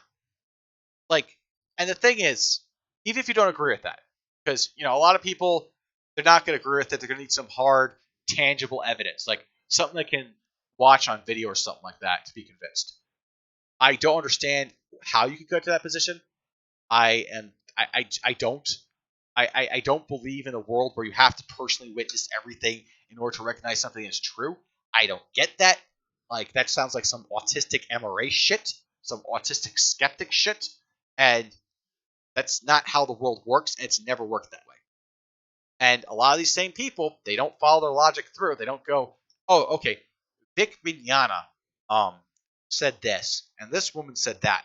But we can't believe either of them because it's just words, it's just testimony. And testimony we should just dismiss altogether. No, they'll believe all the shit that Vic Mignogna says, but they'll just disbelieve anything that his critics say against it, even if Vic Mignogna kind of sort of admits that what they're saying is true. So no, I don't believe Vic Mignogna is a good boy who didn't do nothing. Like, I believe a couple of people lied at him at least. Like, we have proof that some of them were liars, sure. But all of them? No. And the thing is, Vic Mignogna isn't, Nick Rekieta isn't, like, getting people together for defense of Vic Mignogna. This is a very, very important distinction. Nick Rekieta can say, oh, well, it's not at all, like, it's defense. I mean, he's suing, but it's his legal defense because, no, shut the fuck up. You're a retard. Don't know what you're talking about. No, let me rephrase that. No, you are lying. It's not true. Legal defense is a legal defense. Organizations suing, calling themselves a legal defense organization, and suing does not matter. They're not the defendants in those cases. They don't magically get legal defense funds because they put legal defense in their title. That's retarded. If that was the case, I mean, you could probably just name yourself, Superman and be able to fly and have super strength. The world doesn't work this way at all. And the reason I bring that up was because, he was bringing up these autistic arguments. The chat last night in his live show, like right before the show. And then I decided, hey, you know what? Let's just settle this mano a mano. Let's go ahead and I'll change my stance on not appearing on Grifter shows. I told him, tonight, Nick refused my challenge to have a debate on his own platform about the GoFundMe lawsuit scheme he was running. I offer him a chance to redeem himself by accepting another challenge to have a debate on his show this Wednesday evening coming up. And yeah, it's a bit LARPy. I threw in the traditional throwing the gauntlet down, as I challenged him to enter into the halls of debate. And yeah, maybe it could have been better executed. I really don't care. I'm just doing this for fun. And then what does Nick respond? Because remember, Nick's a smart guy. He's got a galaxy-sized brain. He is really good, and he's good at destroying people, tearing people down into halls of debate. Like, he showed everyone what a loser Shane was. And yeah, admittedly, yeah, Shane is a loser. Shane is one of the people that I think is a liar. And the reason I think he's a liar is because he's going on Nick's show saying that, oh, I'm going to defend, I'm doing this to help Vic Mignogna. Like, look, Vic Mignogna could be as guilty as sin. You're not helping him. You're not helping him by, doing that. Like, if you really stood by Vic, if you really wanted to help Vic, you wouldn't come out publicly and say that shit. You did. You would have gone ahead and told Vic, look, Vic, let's just say that Shane believes that Vic is 100% guilty, and also let's say that Shane believes, and Shane is also Vic's friend. What he would do is tell Vic, hey, Vic, you got to come clean on this shit. Can't win if you're not going to be honest. That would be the correct thing to do. Not go around on live streams, not go on to, not that smears character's name. As time has gone on, Shane has proven himself to be 100% against Vic. There's no doubt about it. And anyone says otherwise is full of it. So there's that. So what did Nick do instead? Because he didn't give me the Shane treatment. No, he didn't tell me, okay, I've done this once before, I'll do it again. And remember, this is a guy that, I might get this clip, but he's called people, he told He said that people were just bitches for not appearing on a show. He said they were cucks or losers. He said that, the other side won't debate us and stuff like that. What does Nick do? Does Nick take up the challenge? Nah. He just does this. Redeem myself. Okay, princess. I demand to be on this guy's show, and he didn't let me in. I win. Take a Xanax. Jesus. He looks to me like Nick bitched out. I'd call this running away. Now, some people disagreed, but I'd call this running away from a challenge. I'd call this a bitch move. I'd call this not taking someone up on something. Now, granted, people do take this to an extreme where they go ahead and they say that anytime you don't accept a challenge from someone to go on a live stream, you're bitching out. That's retarded. I agree. But what's not retarded about this is I've had things to say about Nick for months. Nick's had things to say about, I don't think Nick's ever called me personally out, but he's called out everyone who's criticized. Here's the thing. Anyone who's criticized his lawsuit, Nick goes ahead and tries to savage anyone he can with any kind of low blow insult he can muster up, and he justifies this. I played the clip. In fact, I'm going to play it again. I'm going to play you the clip of where Vic's mindset is at. I'm going to share it as soon as I can get it up, because apparently, getting older, and as such, that puts me in the boomer status, and I'm not able to do shit like I used to anymore. So let me just get the clip real quick. All right, here we go. If you watched the last show, you'll be familiar with what I'm about to play. Let me just put it in the tab here, and go ahead and play it again, because this is a really, really good clip. Rekieta can testify to his motives in creating the GoFundMe war chest. Again, there are hundreds of hours of video of my motives for contributing to the GoFundMe war chest, of creating it, not contributing to it. The biggest one is I just don't like any of the defendants, and I think they're terrible people. And I want to see them ground into dust. Because when you lie to take away a man's livelihood, you deserve to be ground into dust. You are scum and you know it. That's why I created it. Because I'm so sick of seeing it happen, and people have tried to do it to me.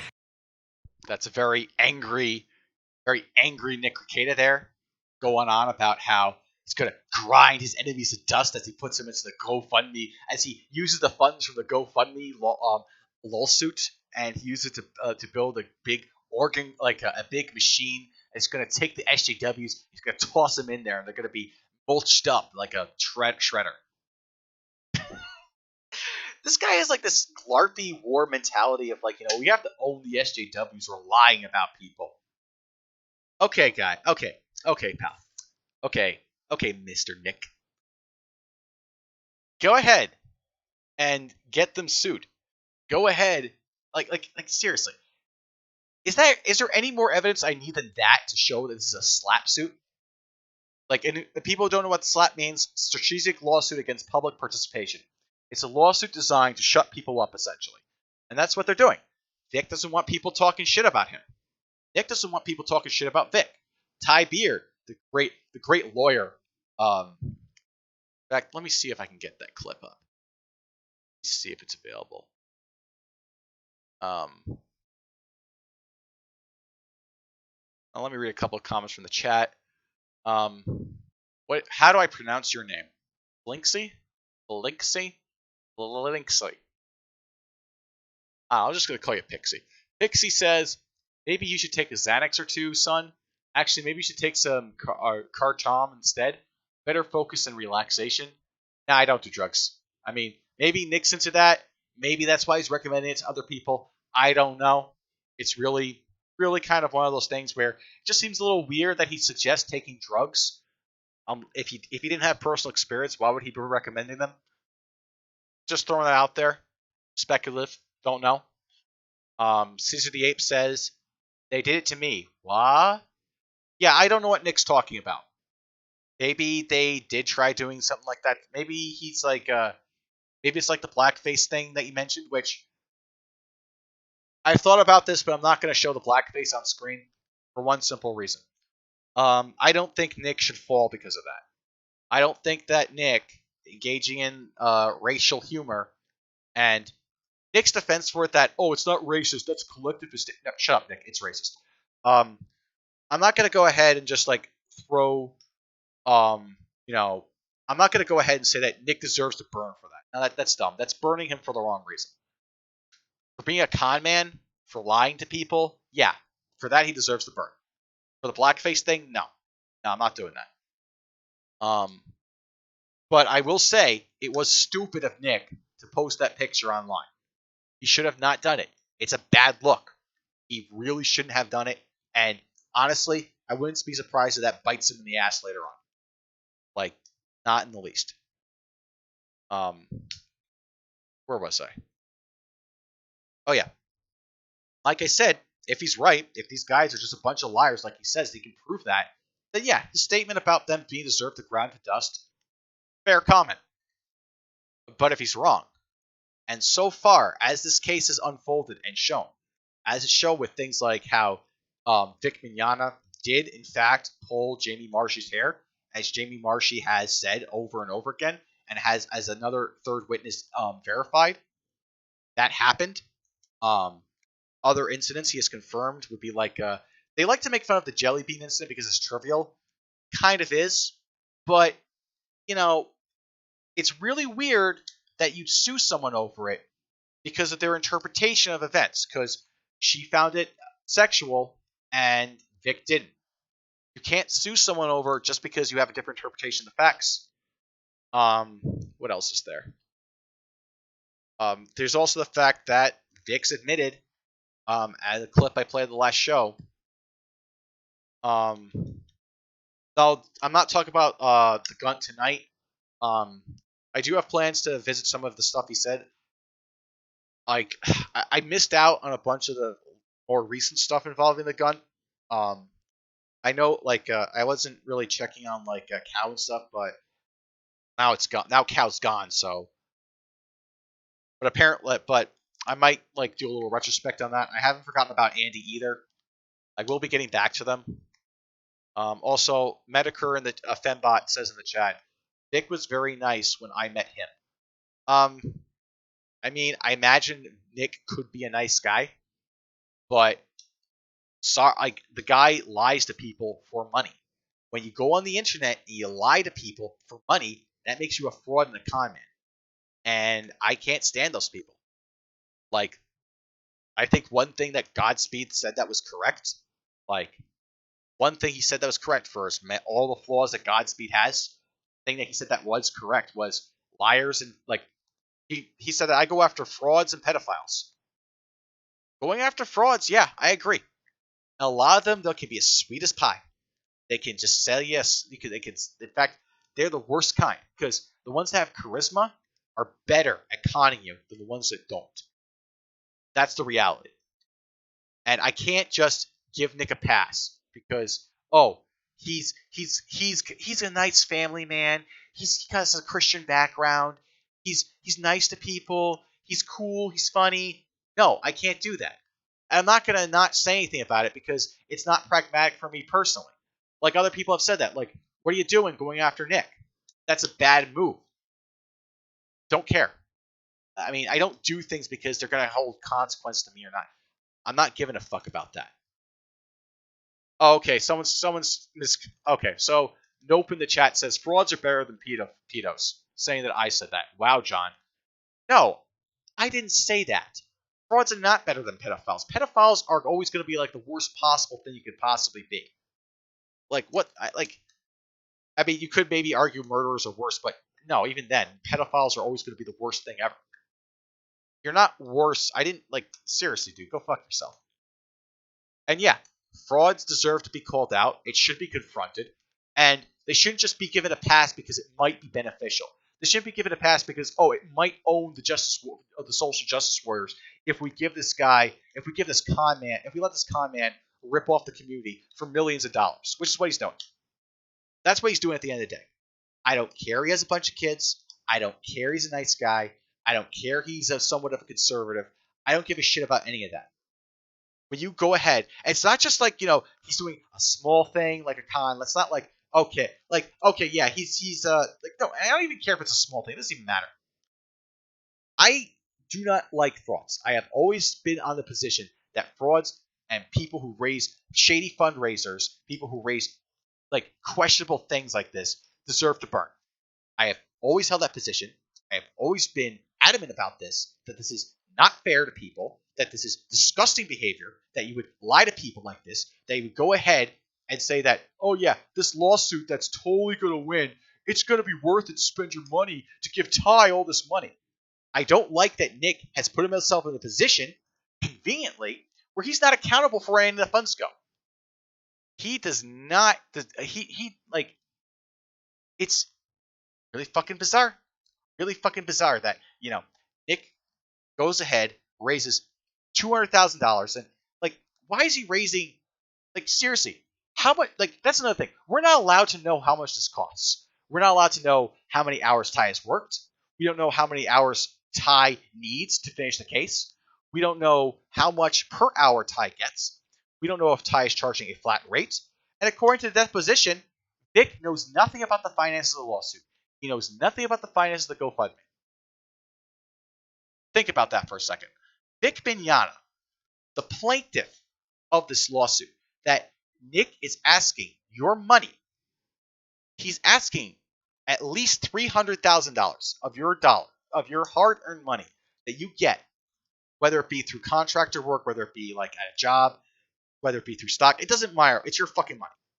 He's asking for it to go fund this guy who's been like, I don't care if he's guilty or innocent. That's besides the point. If you want to believe he is innocent, go ahead and believe he's innocent. He's asking you to put all this money into it, and you're not allowed to know anything. And when asked about it, oh, that's between Ty and Vic. I can't do anything. I can't tell anyone about it. Who set it up that way? Nick set it up that way so he doesn't have to answer questions. And you know what? Just because you don't know where the money's going doesn't mean you can't update the GoFundMe. It doesn't mean you can't correct lies like when you put on the GoFundMe. Oh,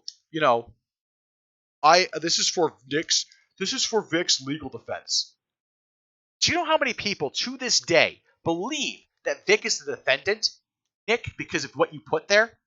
Like, there's no reason to write it. Like, I don't give a shit if, like, some idiots out there in the world that you can find, oh, they say it's for legal defense fees.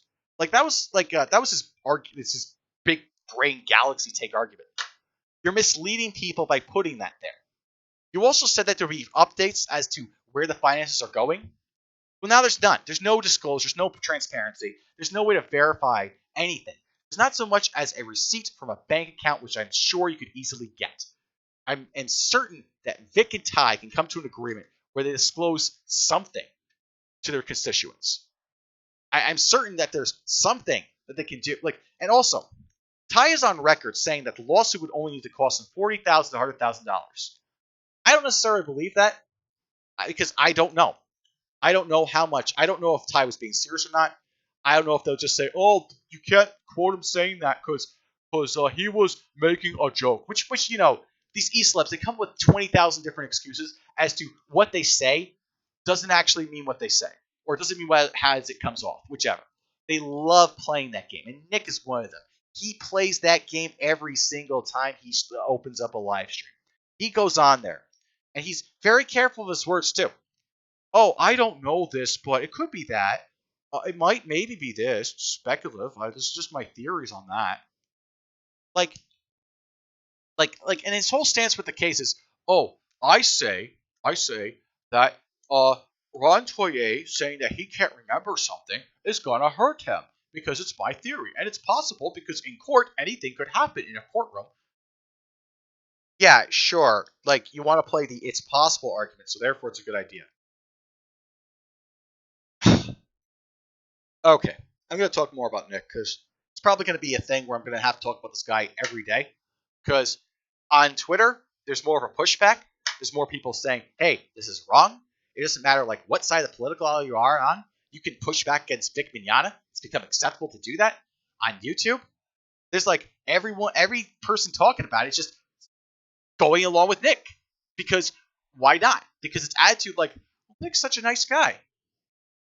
I'm sorry, being a nice guy does not exonerate you from being a con artist. In fact, it makes you like. In fact, if like, it does not at all. And I don't care how many people agree or disagree with me. I'm not doing the show for any kind of clout. I'm not doing it for money. I'm doing it because seriously, fuck these guys. I can't stand these guys. All right. Okay. That's my little rant there. Um. Oh, and the other thing.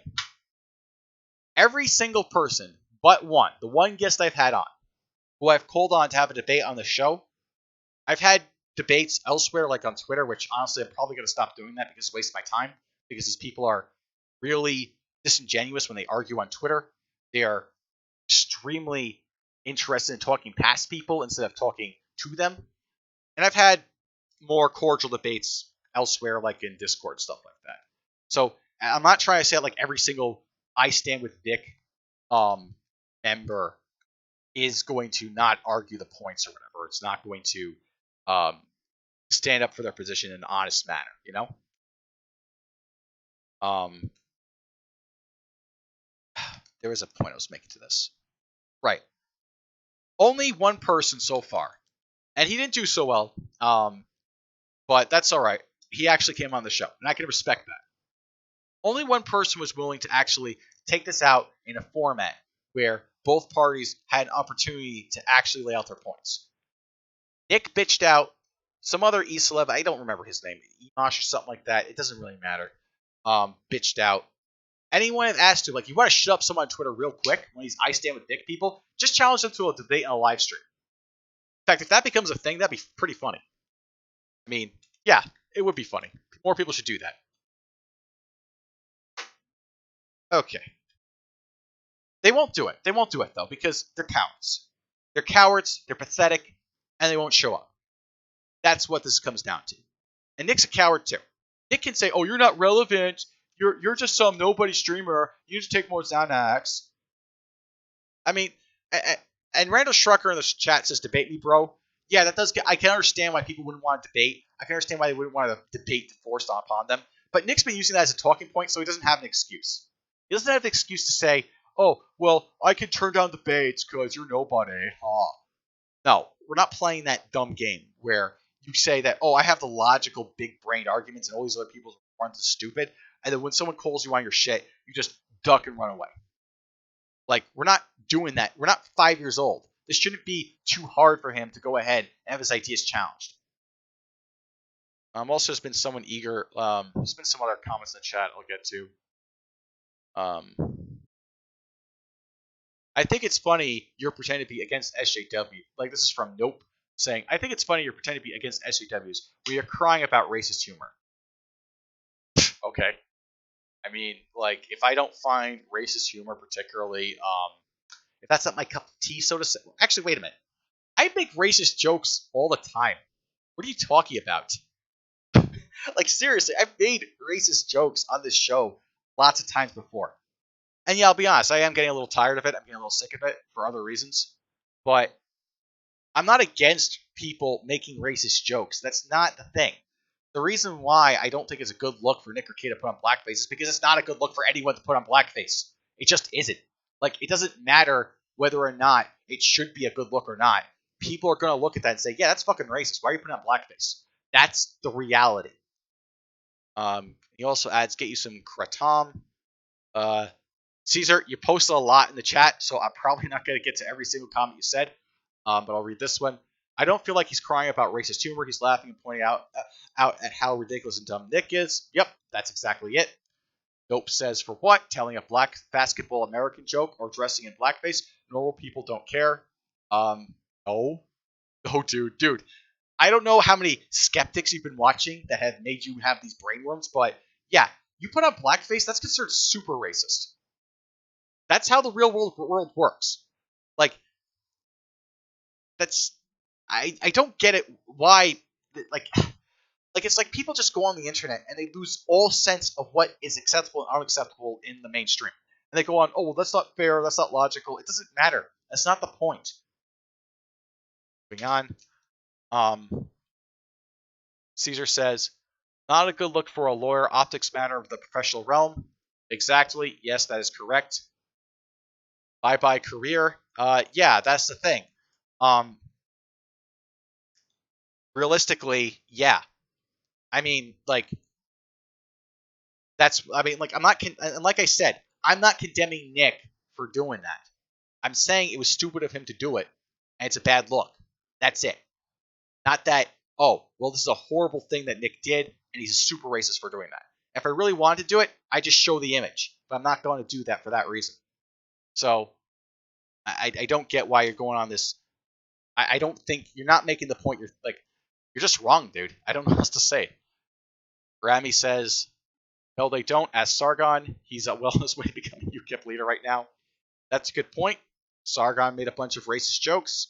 He made a bunch of sexist comments, or a bunch of that were like a lot of people thought that was fair play and fair game that for him to do that because jokes are jokes. It doesn't matter if you hold that opinion or not. It doesn't matter if you hold that stance or not. Reality is, in the realm where PR and optics matter, what the crowd wants, the crowd gets. If they consider something offensive or racist or whatever, or if it's a bad look according to the public, to be more accurate, then yeah, it's a bad look. And pointing that out isn't like a dick move. It actually, well, it can be, but it's not necessarily a dick move to point that out because it's just the truth of the matter. Nope says, up a bit. That's not a good look. Oh no! Now he'll get canceled on social media by bug chasers. I don't know what you mean by that. Okay. Randall says, no man, he wants to drink more booze than debate you. Yeah. Nick likes his drinking, his liquor, and stuff like that. I don't really like the drunk streams from from anyone in general. I don't know, maybe Nick can hold his liquor better than these other YouTubers, but generally speaking, when YouTubers get drunk, it makes for a shit show. It's not entertaining, and it ends up with the YouTuber generally getting an egg on his face by the end of it. So I wouldn't recommend people drink when they do these live streams. But that's just me. Caesar says, social media is the least of his worries. Nick got like 8 months to feed relying on him. His professional career is most likely fucked. Yeah, I would agree with that assessment from Caesar. I think that once the Vic scheme runs out, and it's gonna run out because the lawsuit's gonna get thrown out 100%. There's no doubt about it. If it doesn't get oh well, it'll get past TCPA. Yeah, let's just say I'm wrong about that. It gets to get appealed. We'll have another opportunity to throw it out. There's a motion to discovery where it could get thrown out as well. No, actually, don't quote me on that. There's at least 3 opportunities for it to get thrown out. The TCPA, the appeal for the TCPA, and the discovery trial. This is all things that are before the trial itself.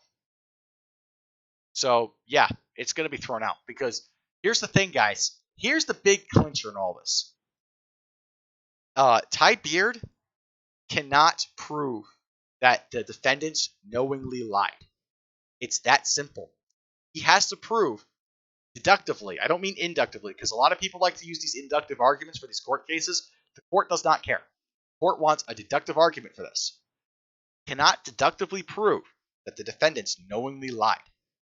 You got to show that shit. Okay. Down.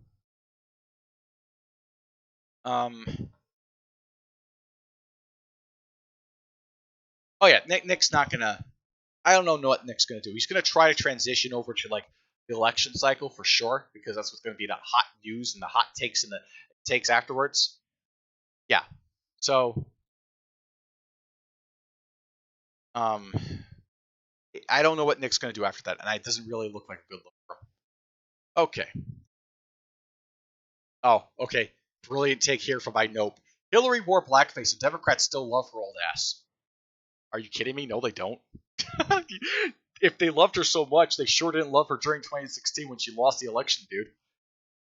I mean, come on. Get real here. Pixie says, besides debate never moves minds, only dialogue ever did. but seriously, you should get yourself some sweet kratom along with some endorochrome to raise testosterone. You need to focus to fight. Okay, I appreciate the sense of humor with that one. There was an attempt there. I got to give you credit for that. Nope says you should look into CBD oil. It does help with autism. Okay, we got more jokes coming. What next? Wrong shit-faced dreams are one of the few joys of life. You need more lives to truly live. Okay. Um, Personally, I don't believe in aging and drinking and other forms of debauchery, but hey, what do I know? Um, Randall Shucker says it's going to boil down to the libel laws of where they're being sued in. Nope says Randall says, so who knows? Okay, and he adds kratom. Okay, yeah. Keep in mind, it's been a recurring theme of the show. I can't pronounce anything foreign.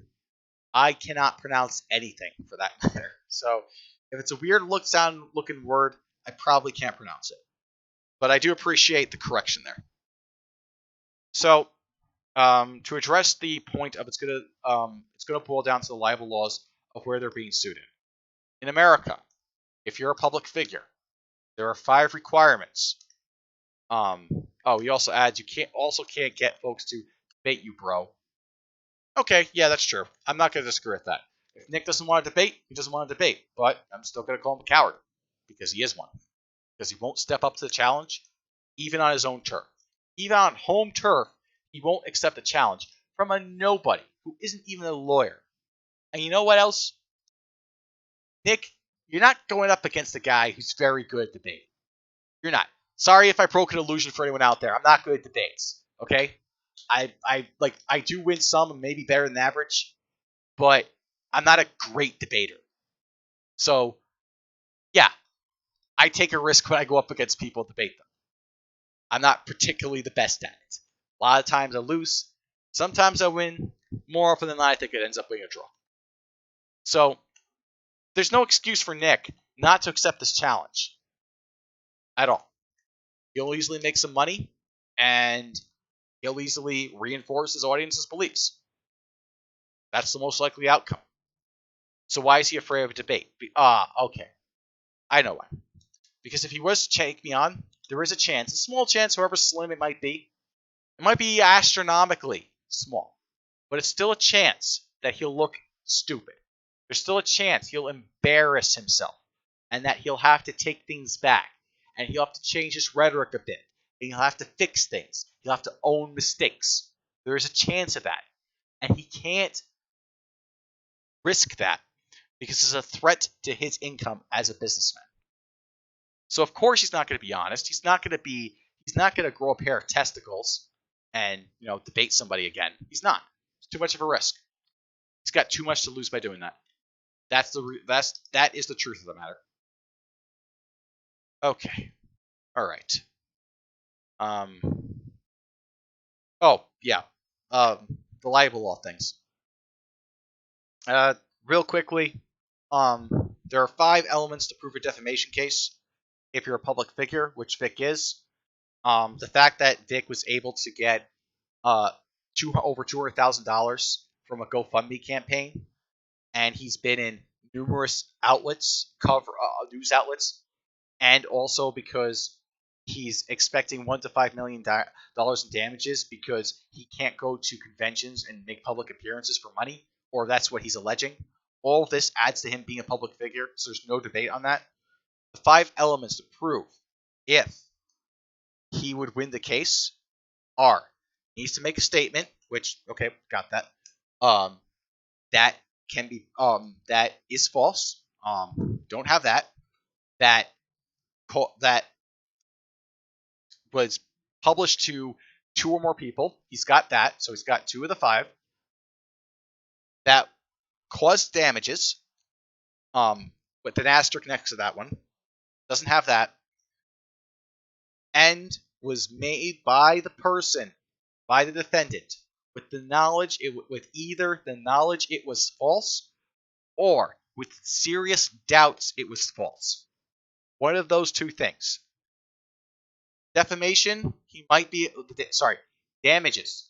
If it's defamation per se, he can get around that. But if it's defamation per quad, I don't know the exact pronunciation of the Latin. He cannot. Because per se is statements that are so bad and damning, like, for example, accusing someone of committing a crime, are considered damaging on their face. So he doesn't need to prove damages for those statements, but he will for the ones that are not damaging on their face. And because Ty is incompetent and doesn't petition correctly, there's not really a good distinction between the per quad statements and the per se statements.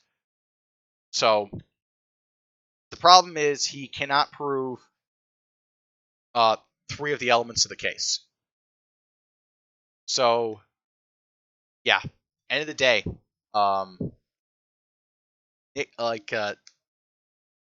that's why this suit is. That's why this GoFundMe is a scam, because the case doesn't add up. There's also scam for other reasons, but that's the main one. It's also scam because Ty is incompetent. So even if he was a competent lawyer, he's not a competent lawyer at all. This is his first defamation case. It's quite obvious. Okay, all right. So at this point, I think I'm gonna wrap things up. Randall says, pretty sure the case isn't over, just libel. Could have sworn tutorious interference and violation of contract was involved. Okay, so each of those things really quickly. Then I'll close things off. Tutorious interference requires. There's two types of tutorious interference in Texas. And one result of this case has caused me to learn more about Texas law than I ever cared to ever learn. So I guess there is that. There's tutorious interference with a contract, which cannot be an independent tort. It's reliant on there being another tort proven in order for that to work. So I believe that was the one being alleged, but it's not clear, so let's consider the other one also. So in other words, if he can't prove defamation, he can't prove tutorious interference on that point. And then there's tutorious interference with potential business relations. Now, the difference here is that tutorious interference with potential business relations can be an independent tort. However, if the defendant acting within their legal right, such as their use of the freedom of speech, is an affirmative defense against tutorious interference with prospective business relations. So in other words, because the wrongful act being alleged is defamation, they can just say, hey, we were telling the truth. And that's a good defense. And that will work in court. So in order for, yes, I'm pronouncing the word wrong. I get it. I can't pronounce anything. Theme of the show. This TI is very low T. There's no can't push for it without the lies being proven, as is being alleged. Okay, affirmative defense is required the defendant to prove it. I mean, no, I don't believe that is true. I could be mistaken about that, but I don't believe that is correct in this case. Again, like, the thing is, though, they can easily, okay, here's the reason why it's wrong. With the first one, remember, tutorious interference with the contract, you have to have another tort. It cannot be an independent tort, so we're not even going to consider that one. We'll consider the second one instead, tutorious interference with potential business relations, which can be an independent tort. However, exercising one's freedom of speech can be an affirmative defense. And them saying, look, they were exercising their free speech rights, they were telling the truth. That's enough. That's enough for them. That's enough to say that, yeah, you got to show that defamation was a thing. And I believe there is case law backing that up. I don't have that at hand on the moment, but yeah, tutorious interference. They can't just say, oh, well, we can't win on defamation, but we can win on tutorious interference. It's not going to work that way. All the charges are linked up. And as for violation of a contract. Has anyone seen Vic Mignogna's contract? The answer to that is no. And the reason you're not going to see it is because there was no violation at the end of the day. The most I've heard was, okay, well, maybe Vic's contract is like Monica Rial's contract or Jamie Marchie's contract. And there's this clause in there they have to contact Vic in a certain way. If they don't do it, that's a violation of the contract. I doubt that's what they're going to go with. I doubt that would even work in court. And I'm pretty sure Funimation is good at covering their ass. So, yeah, I'm going to press X to doubt on that one. But who knows? We'll see. All right, so that about wraps things up.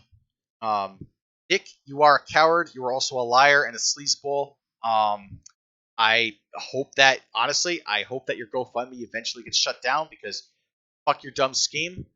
And fuck you for lying to your audience and telling them that they need more money when you don't. Because you know what? I'm willing to bet at the end of the day, I'm willing to bet, Nick, that Ty does not need nearly as much money as it makes it out to be.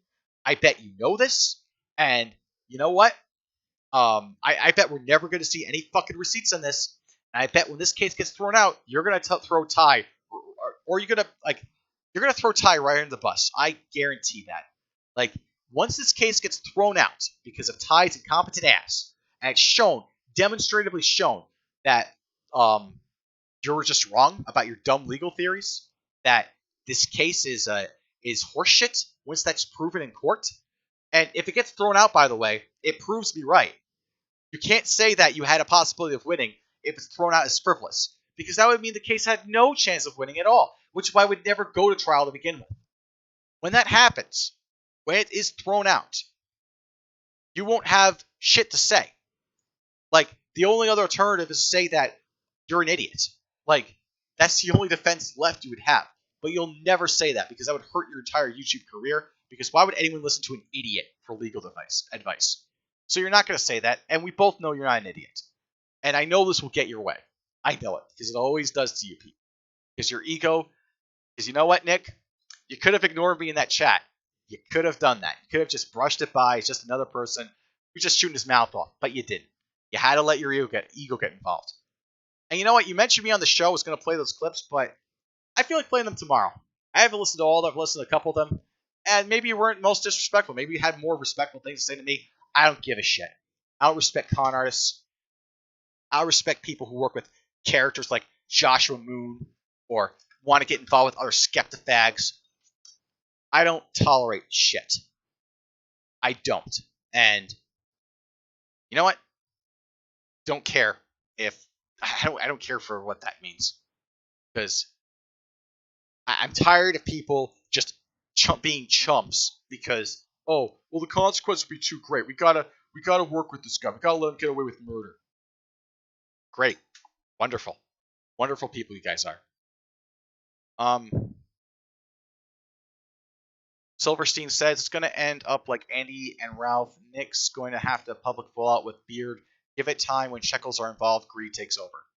Yep, that's how it plays out. And Just Normal Korean says somebody sounds mad. Okay. All right. Well, I do think he has a point. That's enough ranting for one night. For those of you who stay to the end, I'm gonna play a treat. I found this song entertaining. It's by our old friend Andy. I'm gonna let that play us out. I think some of you know what I'm talking about. Let me get that real quick. I'm also gonna try to give this guy a shout out because I liked what he did with his music. Let me go find it. Okay. Give me one moment, please. I know I saved it somewhere.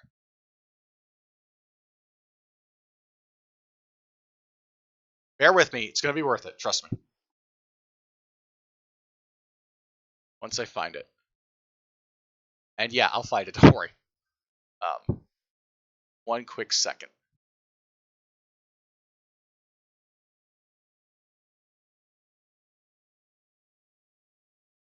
No. Like this. Just wanted to play one music video.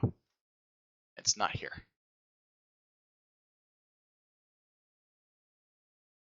Again, one night I'll have all the links up ahead of time. I swear. It'll happen.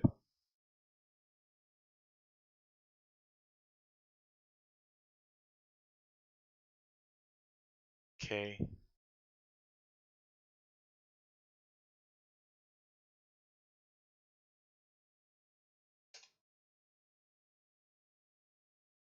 Here we go. All right, I got it up. Okay, just post this here. All right, so this is Grifter's parody. Boy named Dandy. So let's play this out. Meantime, to the rest, to those still listening, I'll try to make tomorrow night this next show. You know what? No, tomorrow night, next show, 7 o'clock. Be there. All right, peace the fuck out.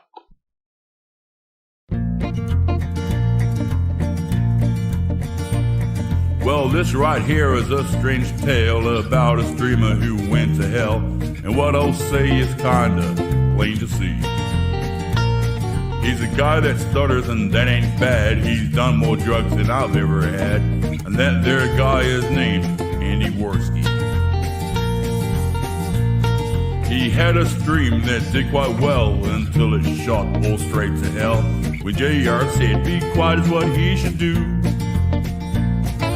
Andy went gay and it all went to shit. Andy got bored, started burning his tit. Right then is when Chet knew that he was through. Well, he got some advice from some wheelchair. Into that partnership like a queer. With a sobbing and a crying and a sorry and a wish you well. Turned out that engine there just stopped. Decided to pull some fucking gay up. Showed his colors as he said, fight you, IRL. Well, Andy said sure, and the flight was set. Tickets were bought, all placed a bet. Little did we know it would all go so goddamn wrong. See, the wrestler guy was fake as fuck and made to look just like a cuck. Andy alone in the ring felt mighty strong. Well, all that shit went straight to his head. I guess his ego had been overfed. Hooked up with Ralph for a trip, meth, head and guns.